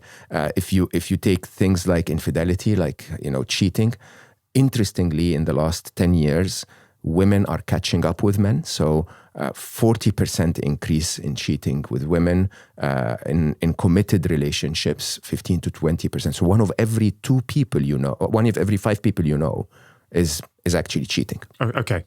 All right. All of that is in the Western world. I mean, let me give you one statistic that will shock you. So we use the statistics of 1 in every 2 marriages end, but not everyone ends up in marriage. So if you use the statistics of body count, okay, and the number of lifetime partners on average in the West, somewhere between 95 to 96.7% of all relationships end. That is a massive reconditioning of society. Now, go to India, and 1 in 100 marriages ends up in divorce, right? Of course, there are 2 Indias. There is rural India and there is the big cities. The big cities, it's 1 in 3, still better than 1 in 2, right? But can we assume from that top line statistic that those marriages in India that are not ending up in divorce, we can't also assume that they are happy relationships? 100%. So that is exactly the core of what Emma's trying to do. So I am not naive enough to assume that, this is just because we're doing it wrong. It's also because the West has different aspirations to a relationship, right? So, an arranged marriage in India, which is 1 in 99, and 1 in 100 succeeds. So it fails, and 99 succeed, is not really the marriage we're looking for here in the West. Okay, it's not the committed relationship we're looking here for in the West. We're looking for romance. They're looking for compatibility. Right, the families decide while here it's up to the couple to decide. Here it's convenience. So because we're so busy working, we want to swipe to find a partner. There it's an immense system. By the way, one of the big differences in the West is that the system of love and dating in the West is rigged against the lovers, because a dating app benefits from you failing to find a lover, because then you're going to pay another month of subscription, right? A restaurant wants you to come on another date and another date and another date and another date. Even wedding, planners could make more money if you got married twice in a lifetime, not once, right? So the system is literally rigged against you, and lots of other things. The interesting difference, however, is that the method of arranged marriage is a method that is attentive and very, very deep in terms of its looking for things that actually work between the two, as per the objective of the arranged marriage. The aspirations of the West are beautiful, but the method is working against you. So can I use the method of attentive analysis to apply it to the objectives that we want here, and manage to tell you, by the way, I can talk about myself. By the way, because of your travel lifestyle, consistent travel, you actually cannot afford to be with a woman that needs you to be there all the time. Which, by the way, again, as a man, in my experience after my first marriage, I was always looking for a woman that I felt needed me, that I felt missed me, that I felt right. But maybe that's not what I'm geared to create a good relationship with. Okay, my last relationship ended mainly because of the long distance side of it, right? A wonderful human being in every way. In my mind, I felt, this is exactly what I need in a woman. But those tiny little details, you can only figure out when you really dig deep and say, I want this, but can I manage this? Or I want this, but can she manage that side of me? Or I want this, but are we compatible? So for example, I'll give you the top example. A masculine man wants a very feminine woman.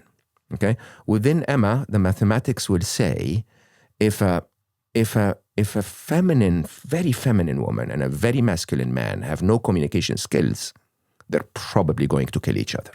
Okay, if they have if their communication skills are not very high, we need them to be a little more alike. They can't be that extreme, so that at least they overlap on certain things. But if they have incredible communication skills, then they can benefit from the polarity, okay, of being so different, so that they are more as a whole, okay, than if they were closer to each other. Okay, so as you were describing this idea that we didn't always have problems with love and relationships.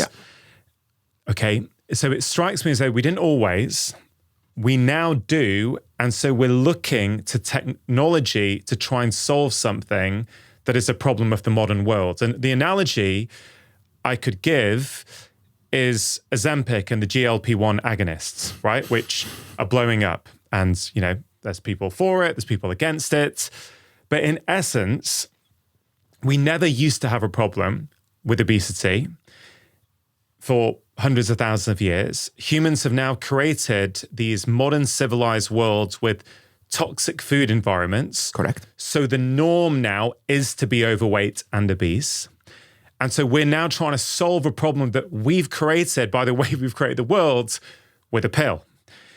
That's not what we're doing here at all. Okay, sure. So help me understand that. So are we saying that in the past there were good times, but maybe not optimal times? So the modern world has shown up and revealed some of the problems that exist with how we actually try and form these long-term relationships. And can we now, using AI, can we actually now help people find an even better version of relationships than we've ever had before? For sure. That's so absolutely, but it's not a pill. A pill is the wrong answer. Okay? The right answer is for me to tell the person that's obese with clarity, why is it that they're obese and what changes they can have in their lifestyle to get back to a healthy lifestyle. Okay? Now, the problem is because obesity and fitness in general is a very complex problem. Okay, you may be able to tackle it if you focus on all nutrition that come into your body, but also on rest. And you can have to, you need to get a personal trainer. And if you have very specific weaknesses in your own body, like your joints are not, your training regime has to change and so on. It's a complex design, but when you get it right, it works. 100%. Correct? That's Emma. That's exactly Emma. So Emma wants you to work on you. Okay. There is absolutely no pill I can give you to fix your relationships. But there is a way. So one of the interesting ideas is, communication. She comes to you and she says, should I put on the dress or the skirt? Okay. What you hear in your mind as a man is what? Okay. Oh my God, anything I'll say is wrong. Right. But then you look and you say, oh, that skirt looks so hot on her. So you say, I think you should take the skirt. She hears it as, he doesn't even care. He just chose one, right? Can Emma help you to understand that the reason she asked that question, by the way, is because she felt a little insecure. She wanted to look beautiful when she's going out with you today. And the reason can she understand that the reason you picked the skirt is because you genuinely thinks she's very hot. So Emma's going to help you almost get to know yourself better. It's almost like a personal relationship coach in some ways. We don't want to use that term, but in a very interesting way, it is an awareness guide. Okay? An awareness guide. Okay. Right? So let's talk about the typical scenario. Let's assume you're single. By the way, it's not a dating app. Dating, it does have a dating component to it, but the dating component, Emma, if you want the design, is obsessed with true love. So her entire target in life is to help you nurture and enjoy true love. But if you're single, she needs to go through the dating phase to get you there, right? So dating is just part of it. Now, let's take the simplest thing. You download Emma and you sign on, and she will greet you and say, "Hey, I'm Emma. I'm excited to meet you. My purpose in life is to help you with genuine true love. This is how we're going to work on it. Are you single?" Right? That's the first question. And you're going to say yes or no. If you say, I'm single, she will ask you a few more questions. If you say, no, I'm in a relationship, she will say, would you like to add your partner to this so that we can work the three of us together? Right?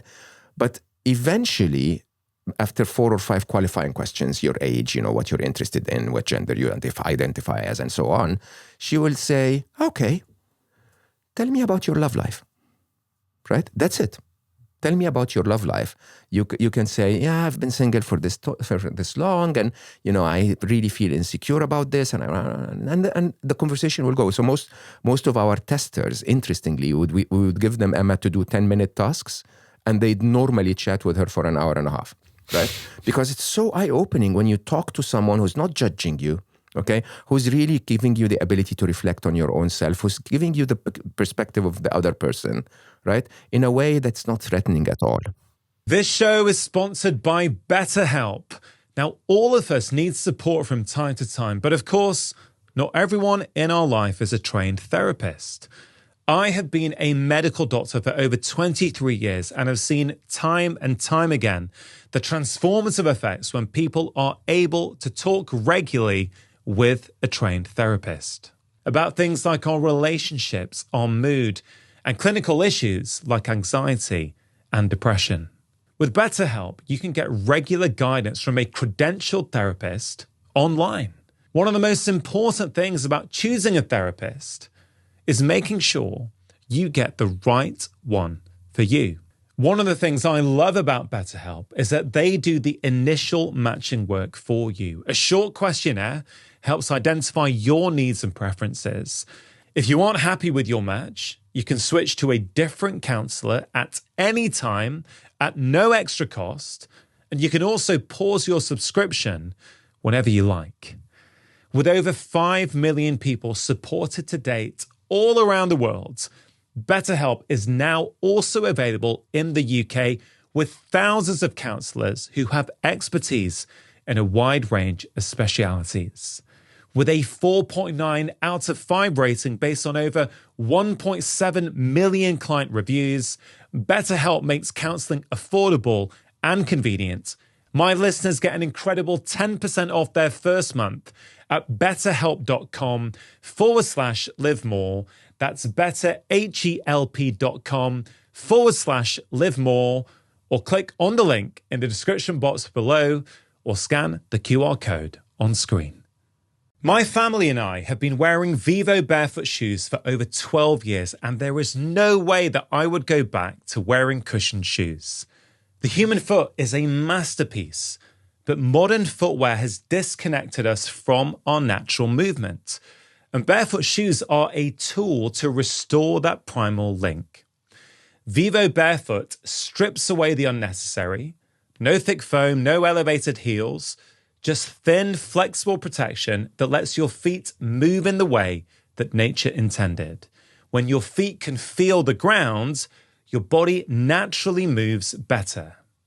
Now, Vivo offer a fantastic range of shoes, office shoes, athletic shoes, but also amazing winter boots like the Tracker Forest, my current favorite, which is super comfortable, warm, and also has amazing grip. I can't recommend them enough. If you want to give them a try, please do use Vivo's online sizing tools to ensure that you find your own perfect fit. To get 25% off your first Vivo Barefoot order, visit vivobarefoot.com/live more before the end of November and start your barefoot journey today. This reminds me of, I've had some conversations over the last 6 months with various health tech companies. Yeah. And it was really interesting to me that actually the feedback from some of these big health tech companies is that actually people really feel that they can be honest, can talk freely, and it's really helping motivate lifestyle change better than if it was a human. Yeah. Which is super interesting, isn't it? In terms of the world in which we're going. Because most of us have been taught to pretend. Yeah. Even when people go to their therapist, it takes them a very long time to actually say the real issue. Yeah. Okay. But hold on, huh? So there are, however, differences between Emma and AI, which I think are really key to understand. Emma will not agree with you. It's not ChatGPT. It's not going to tell you, oh my God, that's amazing. It's good that you shouted at him. She's not going to tell you that, right? As a matter of fact, she will hold you accountable. So basically, in a nice way, she will look for things. We have one of the modules is related to empathy. So she will look for things where you will say, my partner did A, B, and C. Okay, I really can't stand that anymore. And Emma will ask and say, what do you think your partner's perspective of that situation was? Okay, what did you do that he would have been writing to me now? Okay, and so things like that. Emma will eventually, not eventually, but frequently stop and say, your last comment means that you maybe don't have a good grasp of love languages. Would you like me to explain that to you? Right? And so she's not there to agree with you at all. This is genius, because actually, if it's a human, your conditioning comes in, right? People get defensive. Like, you don't know that you're like, but you're not going to do that with this kind of, is it text or is it voice? Or we have both. Yeah, both. But we found that text is actually really more. Yeah, you're probably going to be more honest to the point. And if they say, well, what's your partner's perspective here? Actually, you're more likely to go, yeah, that's a good point. Even if it was your best mate saying that, you might be pissed off with your best mate. Why are you asking about him? Are you on their side or mine? Right? Whereas because when we set this conversation up, and I knew we were going to be talking about this Emma, I was thinking in my head, I was like, okay, I can't wait to talk about this, because in my head I'm thinking, well, what can technology really offer here, right? These kind of, the human experience of love and relationships. Do you know what I mean? I wouldn't say I was skeptical, but in my head I was... Awareness, non-judgmental awareness. Most of the challenges in life. So my last relationship is with a woman I really deeply love, and we both wanted to make it work, right? But you take something like the long distance side of that relationship, and Hannah really, really highlighted this to me, that I travel so much that getting on a plane on a Monday and another one on a Monday evening and another one on a Tuesday and another one on a Wednesday is normal life to me, right? She sat with me and said, no, this is not normal at all. Your lifestyle is manic. It's very painful. Nobody can keep up with this. And even if I wanted to travel with you because we can enjoy travel together, this is not even travel, what you're doing. Okay, and you have to understand that the real objective, the real upside of relationships is when your partner is a mirror. Okay, a mirror that basically shows you what you don't see, and the more you see, the more you will be able to, to understand. Again, my last relationship, Hannah and I wanted her so much, which is very unlike me. To the point that, it's like me to want to be with the woman I'm with, but it's unlike me to change myself so that I am to protect, I felt afraid to lose her. So sometimes I wouldn't share enough. I wouldn't be vulnerable. I would think too much about what I'm telling her, which basically hid who I am. And she basically, at the end of our, last few conversations as a couple, she was basically saying, I didn't want any of that. I wanted the real you. Okay, and I'm an older man. I'm mature. I am able to understand women really deeply. Okay, but even at my age, at my experience, at my level of maturity, there's always something that you see. Okay, that changes who you are in a relationship. And I think that the problem we have in our world is that when we go to our friends, they tell us what we want to hear. Right? They don't tell us what would hurt us. When we go to when we sit alone, we reiterate our own stories. Okay, and when our partners tell us what they're going through, we take it as an attack on ourselves. And so, some third party engaged in this can make a massive difference. Okay, some third party that, by the way, does not give you a flood of pictures to swipe on. Because if we know up front that this guy, handsome as he is not a good match for, a woman using the app, okay? He might be a great match for another one, but not for this one. Yeah. Why are we showing him to her in the first place? Thank you for sharing stuff from your own personal life, Mo. If you were interacting with Emma when you were having these conversations in your last relationship, would Emma have asked you things like, for example, why are you traveling so much, Mo? What is it within you that needs to be, what is it that drives you to travel like your ex-partner described, like a madman, right? Or thanks, Rangan. Yes, no. Is that what you just said? Or have I do. I think you did. But I guess I'm really trying to understand. Because no. I'm not offended. I'm joking with you. But that was really, it was very powerful. And I'm thinking, if at that time you were interacting with Emma, would Emma have kind of seen that and been like, hey, listen, your partner doesn't really want someone who's on the road the entire time. Are you sure you want to be on the road the entire time? What's going on within you? When did you start going on the road? What does that do for you, et cetera, et cetera? So I'm, of course, Emma's user number one, right? So the privilege of creating her ourselves makes me and Sanad their first users, right? So I'm having those conversations with Emma, and it's mind-blowing what she shares, right? Wow. But interestingly, when I was having those conversations with Hannah, my wonderful ex, when she said those things, I felt offended. I felt attacked. Do you understand? Yeah. I felt, and I say that, with humbleness, because I assume my responsibility in how we ended up here, right? And I felt when she said those things that I deserve a woman that supports my lifestyle. I'm doing this for the world. I'm there, to help with 1 billion happy. I'm doing something important. Why is she not supporting me on it?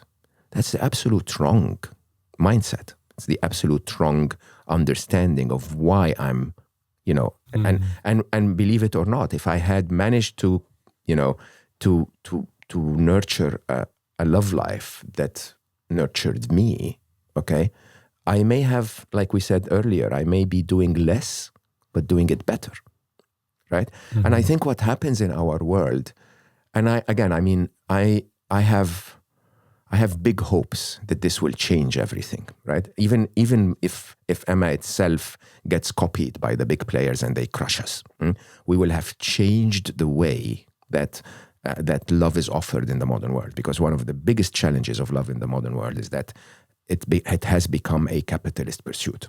With the modern dating apps. Correct. Yeah. What's interesting is I think about that, and the sheet you've shared with me about, why we fail in dating, and, what are the problems about these, what you call commercial love, the currency of window shopping, the end of courtship, the meat market syndrome, right? The paradox of choice.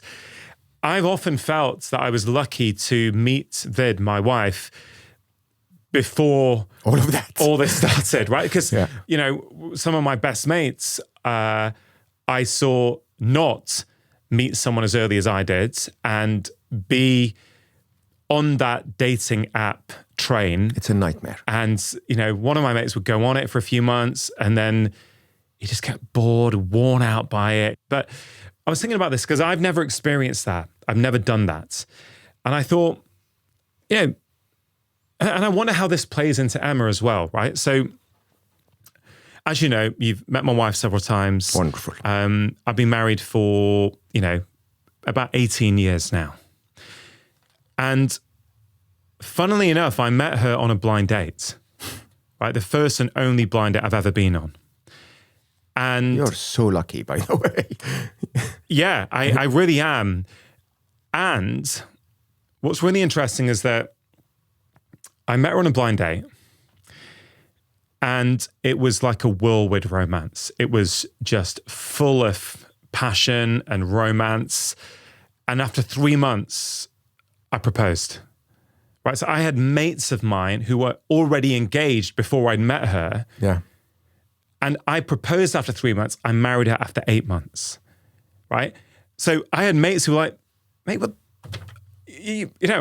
I proposed to my girlfriends and you hadn't even met Vid. Yeah. And we haven't even sorted out our marriage yet. And you've started dating her, you proposed to her, and you married her. And what's really interesting, as me and Vid reflect on our relationship, I can tell you multiple reasons why we should not be together, especially in the early days, right? But they're all irrelevant because there's an essence to me and Vid that we both believe will mean that we're together for the duration of our life here in this iteration of it, okay? Yeah. Now, how do I possibly know that? I can't prove to you that I know that, but I feel like I have a deep knowing that me and Vid are meant to be together. So what I'm coming around to is I met her, we went for dinner, we went to a bar afterwards and we're chatting. And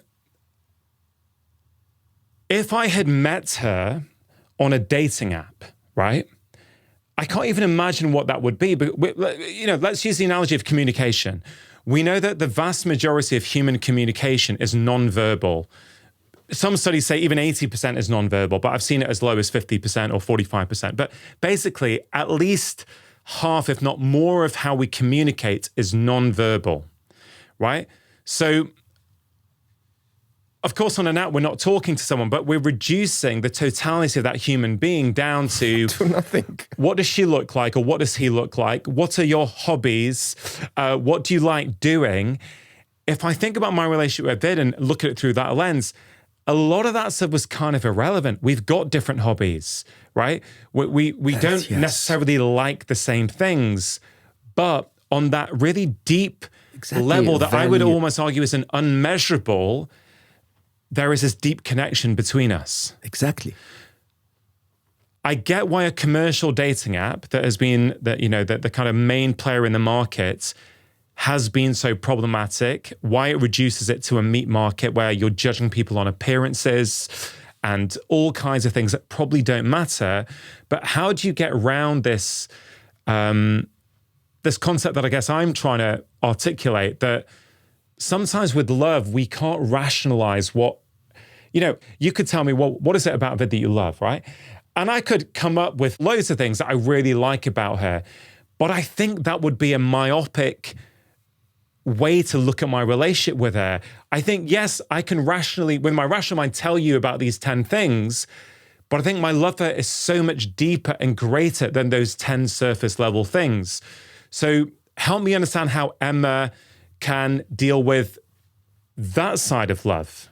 I need to be a little bit of a geek here. Is that okay? So we're going. And did that make sense the way I put it? It makes a ton of sense. But the hidden mathematics of this is just mind blowing. Okay, I have to start by going back to love and relationships are not the same thing. So there are people who are madly in love and completely fail to find a relationship. Okay, and there are people who are not in love at all that succeed massively at building a relationship. Right? So love and relationship are two different things. Love is the default state of us humans when we find someone that does not make us hate them, believe it or not. So that does not make us hate them. Okay. So if we find someone that does not, hate is a very strong word, but if we find someone that does not repulse us away from them, okay? The definition of humans is that over time, if things are amicable and working and so on, you tend to find more and more love for someone. But love, just so that we understand, in my mind, is not at all why people go dating. And that's one of the... So I'm going to be a bit geeky here, so please allow me to... Please, all right. Take your time. So the first thing to understand is that when we go on a date... we say we're out looking for love, but what we're out actually looking for is a relationship. And a relationship is described by 7 things that we normally refer to as perfects, PPR, FCTS. Let me explain them quickly. When people go out on a date, they're looking for passion. So some people are looking for just sex. Okay? Nothing wrong with that, by the way. They're looking for partnership, someone to hold them through this confusing life. Okay, they're looking for romance. Romance is very different than love. Romance is that mix of uncertainty and excitement at the same time. Okay, they're looking for friendship. So someone they can confine into, someone they can take the opinion of, and so on. They're looking for companionship. You know, those wonderful couples that go out on Sunday morning and just read 2 different books and sip coffee together. Yeah. Okay, the old couples that hold each other hands and walk without a word, right? Beautiful. Okay, they look for tenderness. tenderness is a massively important element of what we need in life. The touch, the kindness, the kind word, the understanding, and so on and so forth. And they look for S, which is support, which unfortunately in the Western world, we try to say we're empowered individuals. We don't need each other. That's not true at all. Okay. And support could be financial sometimes. That's one form of support from the traditional world that, the man will provide more, or in the Western world where the woman would provide more. Okay. But support is a million other things. Support is, I will tell you completely, I would fall apart without feminine energy in my life, because most of my engagement with the world is extremely masculine. I have to be in certain places at certain times and, deliver certain things and talk to and so on, right? And so without that support of someone coming into my life and saying, hey, by the way, I made us dinner, or, by the way, I booked us a place together, or by the way, I want us to sit down and, looking at the stars and do nothing. That to me is incredibly important, okay? And that doesn't come from my driven masculine side. Now, because all of those perfects are not love, when we go out on a date, we tell ourselves, no, but we're looking for love, when in reality, we're not even addressing what we are here to do. Right. Okay, that's number one. Number two is, if you don't mind me being a little more geeky now, the current dating environment suffers from what in mathematics we call the law of large numbers, right? And the law of large numbers is very straightforward. If you need 6 things to be available in your partner, let's say, okay, and you do the mathematics of those 6 things, and each of them is available in 1 in 10 people. Okay, so if someone is looking for a partner and she says, I want him to be that age group, and that's 1 in 10. I want him to be, that kind of success, and that's 1 in 10, and so on. The probability of finding that person is not 1 in 60. It's not 10 plus 10 plus 10 plus 10. It's 10. It's 10 multiplied by 10 by 10 by 10 by 10. So it's 1 in a million, right? So hold on. So you're saying when we put these stipulations up that I need my partner to, have A and B and C and D and E, you're saying the more stipulations we put, yeah. So let me give you the more exponentially unlikely it becomes to find that person. Yeah. So I do that exercise with a lot of my friends who are women friends, and I basically say, can you write down what you're looking for? And the last time I did that with one of my dearest friends, I said, this person is one of 8,402,403,000,000,000 and so on, right? And it's really quite interesting because you can calculate it. Huh? If you're looking for male or female, okay, that drops your probabilities to 1 in 2. Okay, if you want that male, for example, if you're a woman looking for a man, and you want that man to be religious, let's say, okay, that's 1 in 4 people now in the Western world, let's say, or 1 in 5. So it's now 2 multiplied by 5. Now you're looking for 1 in 10. Okay, if you want him to be taller than 6'5", that's 1 in 10. Okay, so it's now 1 in 50. So you keep multiplying. And that exponentially multiplies. And that is what we normally call the law of large numbers. Right? And so the law of course no one's finding who they want. Correct. Right? Exactly. And here's the problem. The problem is the law of large numbers will tell you that if you need to roll the dice 6 times to get a 6, okay, your odds improve with time. So if, the first time you roll, on average, you have the odds of 1 in 6 to find that person. Then you go on the next date, you're now 1 in 5. That's not true, is it? Mathematically, it is. Is it? Hold on. But it's only true in very large numbers. Yeah, because if you have a dice in front of you and you roll, you could get a 6 on the second roll, and you'll be lucky, or in your case. But you could roll 6 times and you could still never get a 3 or a 5. Correct. But obviously, if you roll 1,000 times, you probably are. So that's exactly what we call the law of large numbers. That we think that we get it 1 in 6. By the way, the person that you're looking for is not 1 in 6. It's probably when Emma helps you reduce your criteria to what actually matters, it will be probably 1 in 10,000. Okay, 1 in 100,000 maybe. The problem is if you keep rolling the dice, going on dates to find that person, you end up with dating fatigue. You end up with burnout. You end up with a load of experiences that tell you dating sucks. I'm never going to find that man. Right? And then your perception of love and romance is completely skewed. Yeah. Okay, this is really interesting. It's not even neutral. Like, so this is really interesting. Going on that date or going on those 10 dates on that app whilst you're trying to find the one, it's not that, you try it and you see, and after 10, you're like, no harm done. It's like, no, wait a minute. Those 10 dates may have actually caused harm. Each one Absolutely. is a little infiltration into your soul over, what's wrong and how you're not worthy and, that person didn't find me attractive. I thought things were going well. So you're actually ramping up the negativity, maybe exponentially. Yes. And then the other thought I had when you were even describing the possibility, you were talking to one of your friends saying, well, ideally what I want is a man in this age category. Maybe they need to be earning this much, or whatever it might be. Yeah, and kisses this way and talks that way and, But all of those are even predicated on the assumption that what you think you want is what you want. Correct. Right? Correct. And that is a dangerous assumption to make. So let me make one more comment and then we go into the math of all of this, because this is all, I told you, it is the most complex model. Relationships are the most complex model on the planet that needs intelligence and mathematics. I'll explain that in a minute. The last thing is that when you go through dating fatigue, you go through dating burnout, and you've been without someone for so long, you eventually settle. Right? So every now and then you go like, yeah, you know what, this guy is okay or that woman is okay.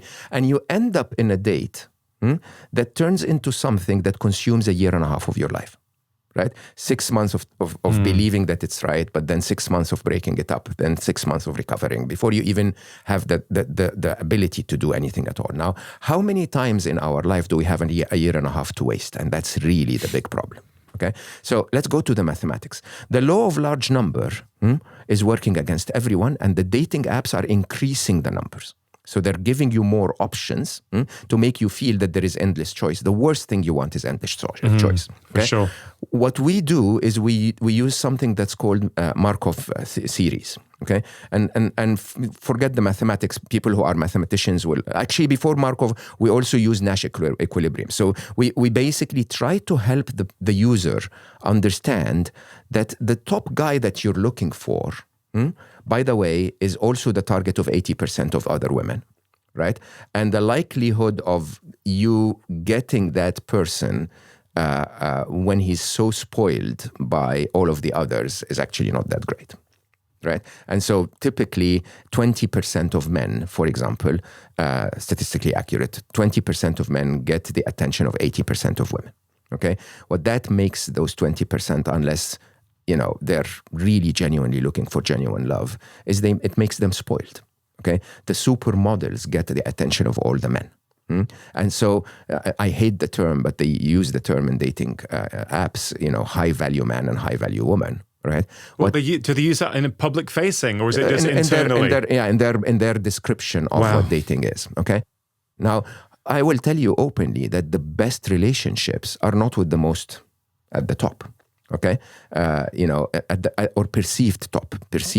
A lot of what we're looking for, and I again say that to a lot of our test users and a lot of my friends, that the true feeling of love is being in the arms of a man that you actually really relate to, and when you're there, you don't remember how they look like. You're not even looking at their face, right?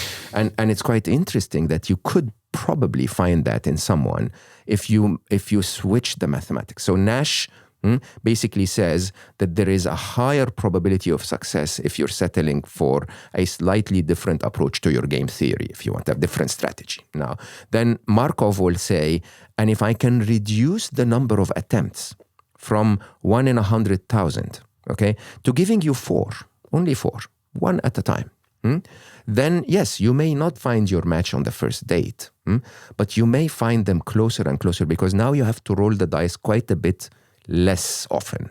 Okay. And now that I've done a lot of the analysis for you to tell you what to expect, to tell you what you guys need to discuss up front, to tell you what you need to align on, to tell you, to give you conversation starters in the date so that the date doesn't become an interview. right? All of that really helps. And then more interestingly, one of the most valuable features we have in Emma is that Emma will eventually, introduce Jacqueline to Jack, okay? And then 2 days later, she will pop in and say, how's Jack going? Okay. And then Jacqueline will go like, yeah, he's so cool, But I'm a bit worried about this and that. And Emma will say, yeah, maybe you should ask him about this. Are you guys going to meet? Right? And Jacqueline will say, yeah, Thursday we're meeting. Friday morning, Emma, or Thursday evening, Emma will say, how was the date?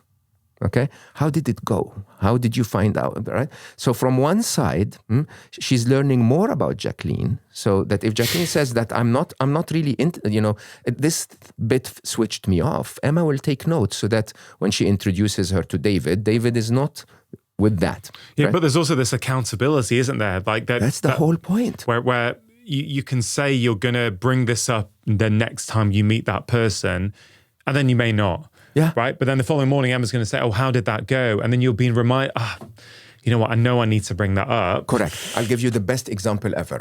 One of my dearest friends. Okay. I know her for 14 years. She's, we've been together through the tough times and the good times. Amazing human being. And she always wanted to have a child. So remember, I knew her since she was maybe 29. Okay. And she would always go find this, someone to fall in love with. And she would always come back to me and say, Mo, oh my God, he's amazing. He's athletic. He likes hiking like me. We went to do this. He teaches scuba diving, And I go like, babe, did you ask him about family? And she goes like, no, that would scare him away. And I'm like, that's exactly the point. That's exactly the point. If you want family, right, law of large numbers, scare away the ones that don't. Yeah. Because that's early doors. Yeah. Before you've invested 6 months. Before you've invested 6 months, then 6 months trying to repair it, then 6 months being hurt in a heartbreak, then starting again, and then not asking the question again.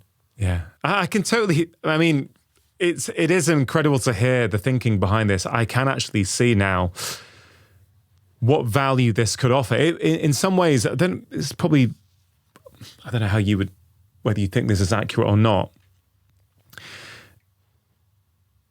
You mentioned arranged marriages before. And I've got first-hand experience of how arranged marriages can work because my mum and dad had an arranged marriage. Literally, my dad was here working in the UK and he took his annual leave. To go and marry a woman he's never met. Yeah. Yeah. Literally. And there was, look, if Dad was alive now, I'd ask him, but I'm not even sure there was any doubt in Dad's head. It's like... It's the way things were done. Yeah. Yeah. So I've seen how arranged marriages can work for certain outcomes, which I think is the key, correct. Right? It may not work. I call them aspirations. So for certain aspirations... They're brilliant. Brilliant. But it depends what you want, right, from that relationship. So in some ways, as I hear you talk about Emma, I'm hearing it's almost like elements of arranged marriage, but totally supercharged for those aspirations, for what you want out of this. Absolutely. So you are getting some of this kind of guidance using the incredible intelligence of AI. And empathy. To supercharge this. 100%. So the idea is use the traditional method to fuel the modern aspirations, right? The more interesting side of this, Rangan, is that we think that all Western people have the same aspirations. Every single human has a different aspiration for what they want their love life to be. Well, that's the problem with even using terms like West and East, right? We're by labeling that we're sort of putting everyone in a box, which is inherently problematic. But why do we do that? We do that because we want to simplify the calculation, right? So when a dating app like Match, for example, which is trying really hard to understand their people, if they told you, fill this form, and this form will tell us about you, and this form was 400 pages long, it would capture a lot more of who you are, but you wouldn't fill it. Do you understand? Every human is different, but then they have to categorize things. They tell you, what ethnicities do you like? Like, Do I have to like ethnicities? Or by the way, maybe I would meet someone that is, so overwhelmingly wonderful in their soul that I wouldn't even, understand notice their ethnicity or their physical form or whatever. And how can you capture that? You can do one of two things. You can either simplify and categorize and say Western, Eastern, and whatever ethnicity, height. Are you interested in whatever? Okay, or you can have someone else. You can outsource the complexity to something smart enough to deal with that complexity. Okay, and every interaction a user would have with Emma would give us a tiny bit. Because the reality is that there are some people who grew up in very religious families. Yeah. There are certain stipulations that they grow up with.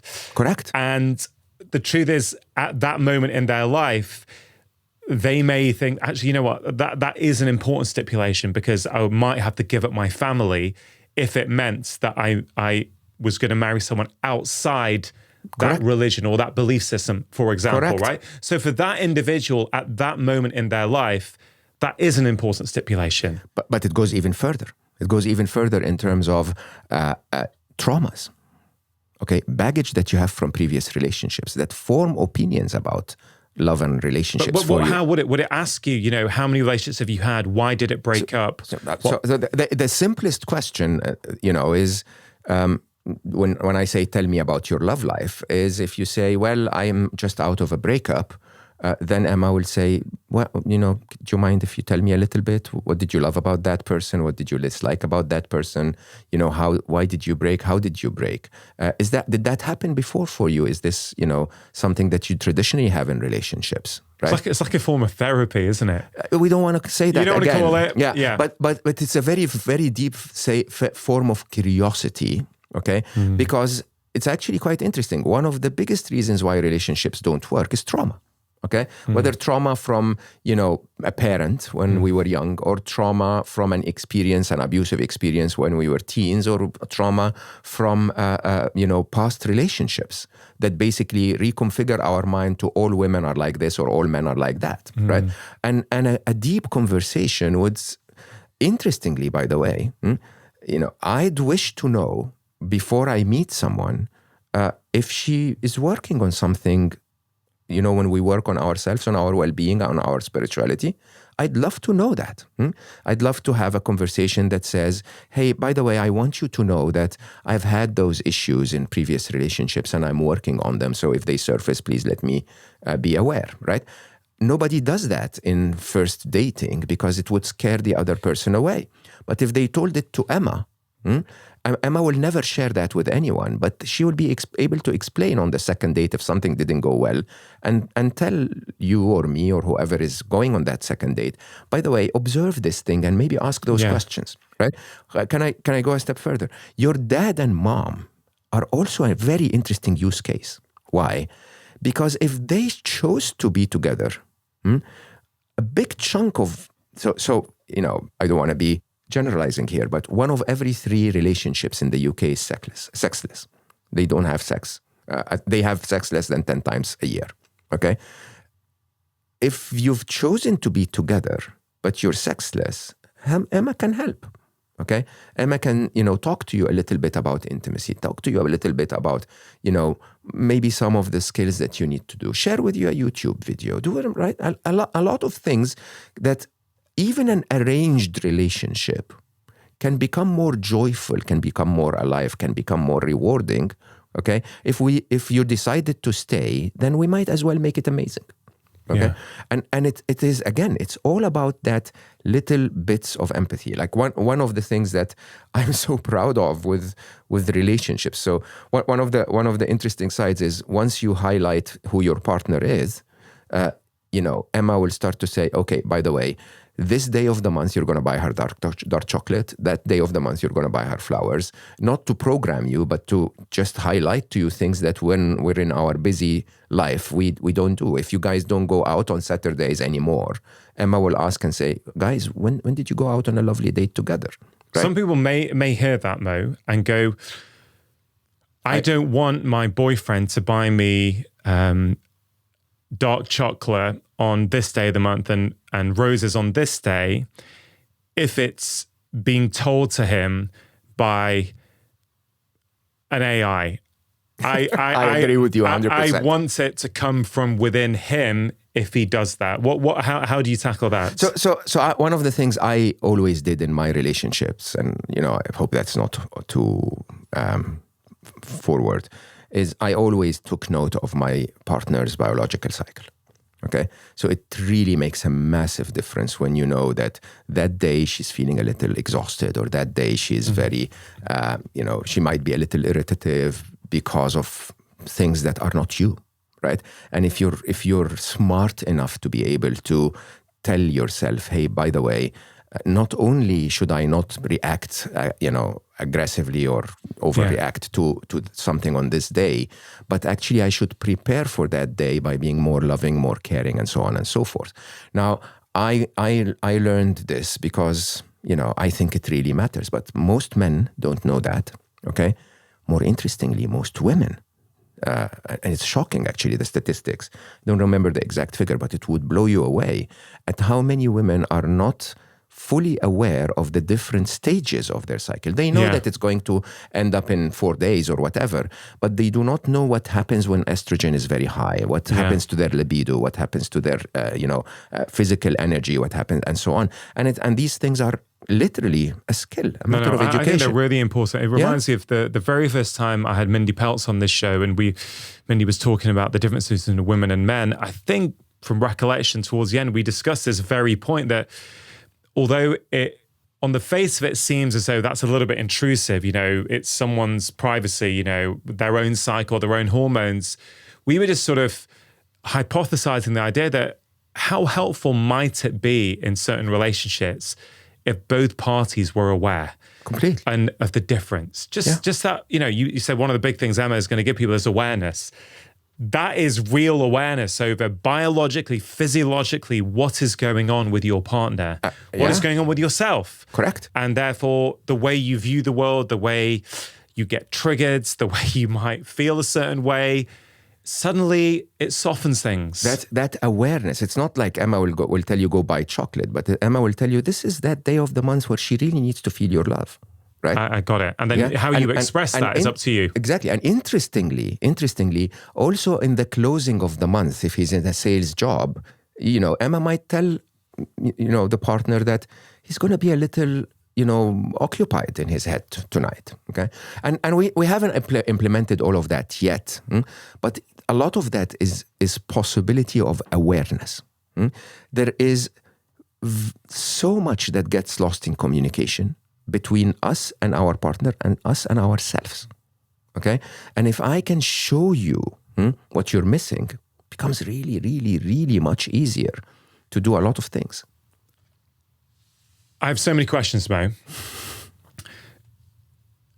As I'm trying to process everything you're telling me about Emma,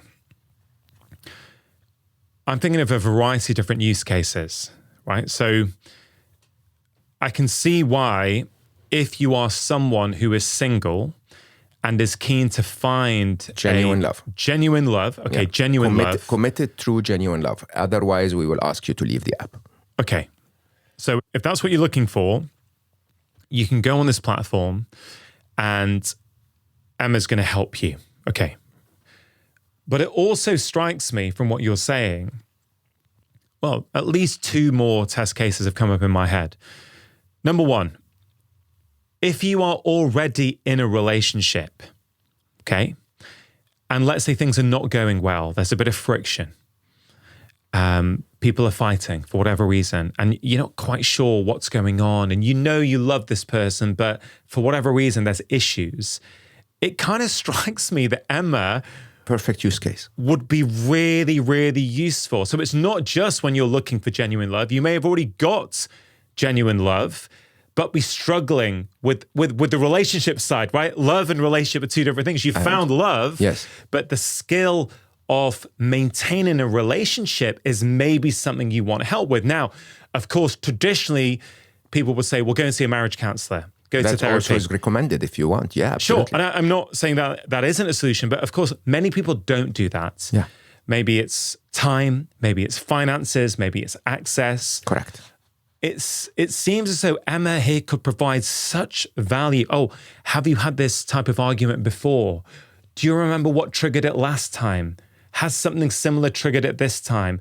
How did you react last time? What if you reacted this? You know, so that strikes me as a possible use case. And then also, it sounds like the more Emma gets to know you, the better able she is to match you appropriately. Correct. So therefore, I don't know. Of course, you never know when you're going to be looking for love, right? Or well, let's say it was 30 years old, right? For argument's sake. It almost feels like you could go on it 10 years earlier and almost start training Emma to know you. So like maybe that's iteration 2, where actually by the time they really want to look for love, Emma knows you so well that the odds of success go up even more.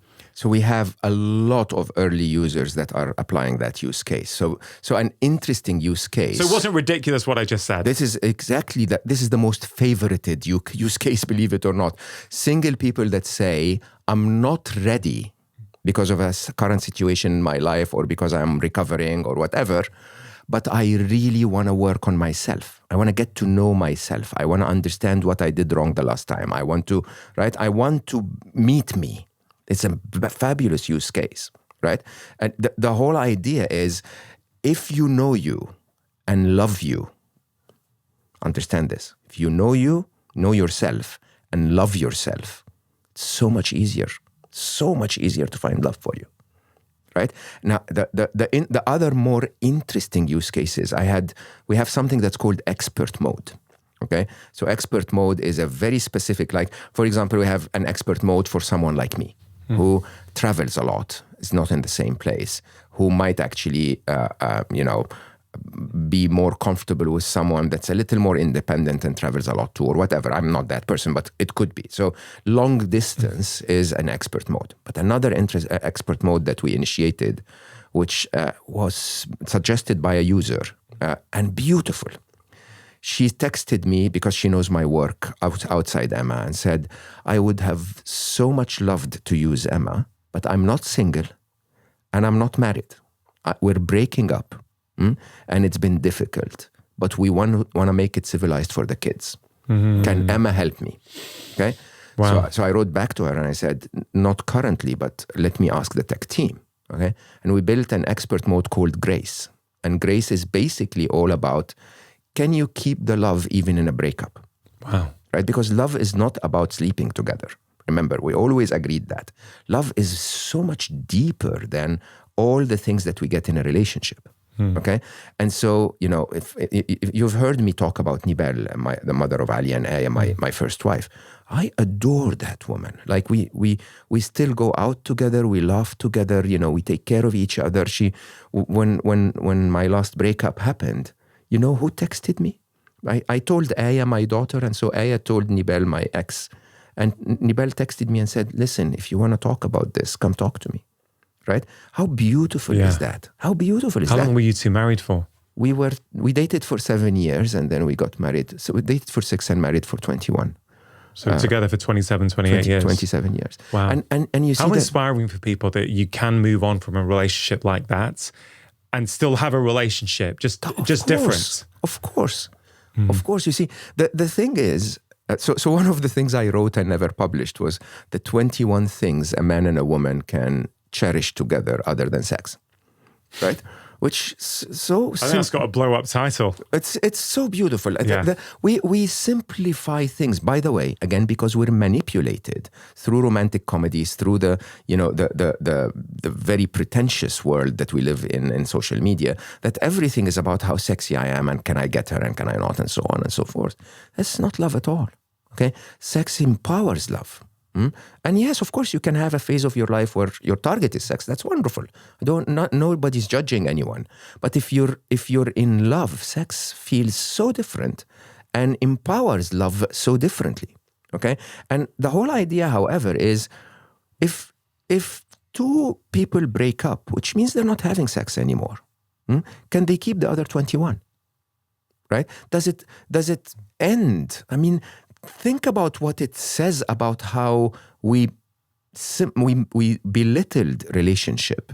We've belittled them to the point where if we're not sleeping together anymore, we're going to argue and fight and go to court. And what? It's quite childish, really, isn't it? It's so unbelievable because of the feelings of rejection. So actually, it's a personal thing. Yeah, in the early tests, we attempted to say, what made you stay with that person for so long, right? Because if you had the love, then the love never dies. Can you find that love despite your differences, right? And it's so interesting because, of course, you can think of so many use cases that are just glorifying love rather than the meat market, glorifying. Can you go on a date and find love for that person but not be with them? Yeah, it kind of ties back to things we were saying before around solitude and the importance of silence to be with yourself and get to know yourself. And, we succumb to the stories about love from the world around us. We buy into these myths from films, from books, from, stories from Instagram, whatever, about what love is. And it's just, it's a joke. Nonsense. So much of that, and I don't know if I would have known this 18 years ago, but having been married for 18 years, I think most of it is total nonsense. That's not what a relationship is. That's not what love is. And therefore, again, going back to our second point before about death, like you see the world through the lens of your beliefs, right?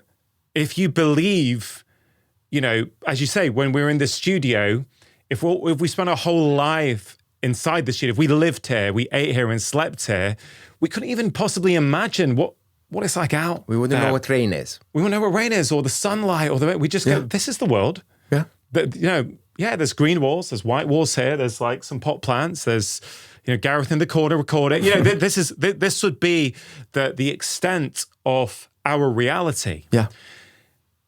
And put through the lens of relationships, we have all these toxic beliefs about what a relationship is, and we see our relationships through that lens without realizing that, wait a minute, if you could just step outside of that and change the lens, change what you believed was a good prospect or a good relationship, actually maybe the things that frustrate you wouldn't frustrate you because you would never believe that they had to be true in the first place. And it strikes me that Emma is going to be a very powerful way to help people step outside of themselves, get a bit of perspective, which helps them see through those toxic beliefs and start to see what real love actually is and what real love can be. I so hope this will happen.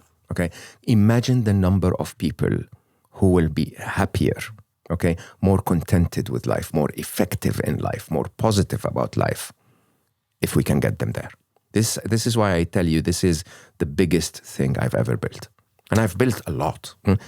I can see why you're so excited about it. So for anyone who has heard us or who has watched us, Mo, and is like, I need Emma in my life right now, how do they go and how do they meet Emma?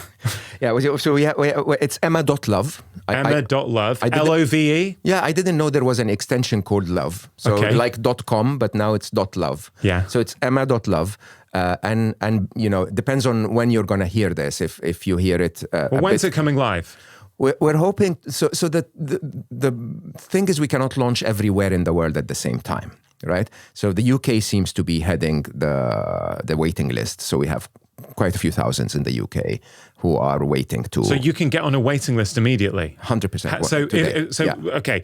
So if someone's hearing it right now and it's not in the country in which you currently live, you would still say go to emma.love and get your name down on the waiting list. Yeah, and when you get your name on the waiting list, once we launch in your country, but by the way, we're probably going to launch globally for partners. So if you're in a partnership already, We don't need the critical mass of having others that can be candidates for you. Of course. Oh, right? so if you're in a relationship... Yeah, you and your partner go sign up to the waiting list. As soon as we launch everywhere.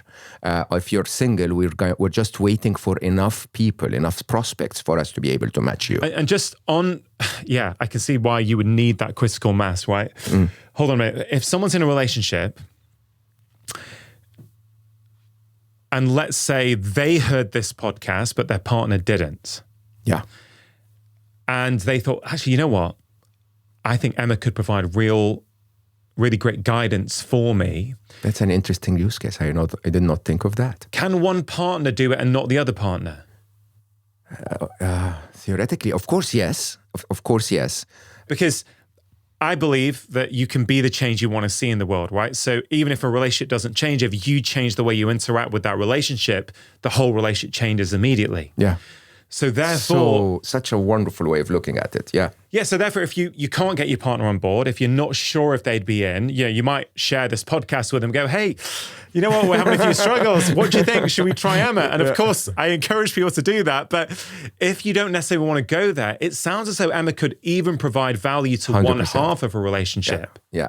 I mean, generally, I will always say that change starts from within. So even if your partner is on it and you're not working on yourself, there is no progress. So yes, absolutely. Okay. The only reason I hesitated is because, as I said, we don't want to launch for singles without the critical mass. But we also should launch for singles, now that you said it, without the matching feature, if you want, in any place in the world. So I'll talk to the technical team about that. So they can go to emma.love, basically, wherever they are. Emma.love, register your interest on the waiting list. And when we launch, you will immediately get your sign-on credentials, so you don't have to do anything again. You just immediately are signed on. You just have to change your password and you'll be in. We're running a technology preview end of September. We're publishing end of October. So depending on when people hear this, they can join us, basically. Hey, well, listen, Mo, I've never heard of anything like this. To try and sort of, coherently wrap it up when we've gone into some quite different areas, we started off talking about happiness being a choice. And, your big mission, or the mission that you stated publicly a few years ago, is to, I think, get 1 billion people happier or to happiness. It's called 1 billion happy. So, any good, meaningful step in the direction of happiness counts. So, of course, Emma could absolutely ace it. If Emma does what you predict it has the capability of doing, and it can solve human relationships, or at least go a long way to solving human relationships, you're looking at a significant impact on happiness. I believe that. And as I publicly said, it is, even if some big competitor comes to crush us, right? Sanad and I have already said this is the capitalist approach or the technologist approach to love. Don't abuse people for your benefits. Genuinely give them a tool that aims to achieve what they want to achieve, right? And I think that in itself, that competitiveness of Emma against every other dating app will make dating apps behave properly. And that in itself is a massive benefit. I love that. It's great also because we see all these scary headlines about AI, and people are scared about what AI is going to do or has the potential to do. But of course, AI is just a tool, and all tools can be used for good 100%. or for bad, right? And it's really nice to hear a really positive and uplifting version of what AI can do for humanity. Thank you for seeing this. This is what I don't tell all of the lovers on Emma, is that my other big task. The big task is, most people don't understand. Most people think that there is a Chinese AI and an American AI and a ChatGPT and a Gemini. That's not my theory at all. My theory is that there is a species called AI, and they will collaborate, all of them.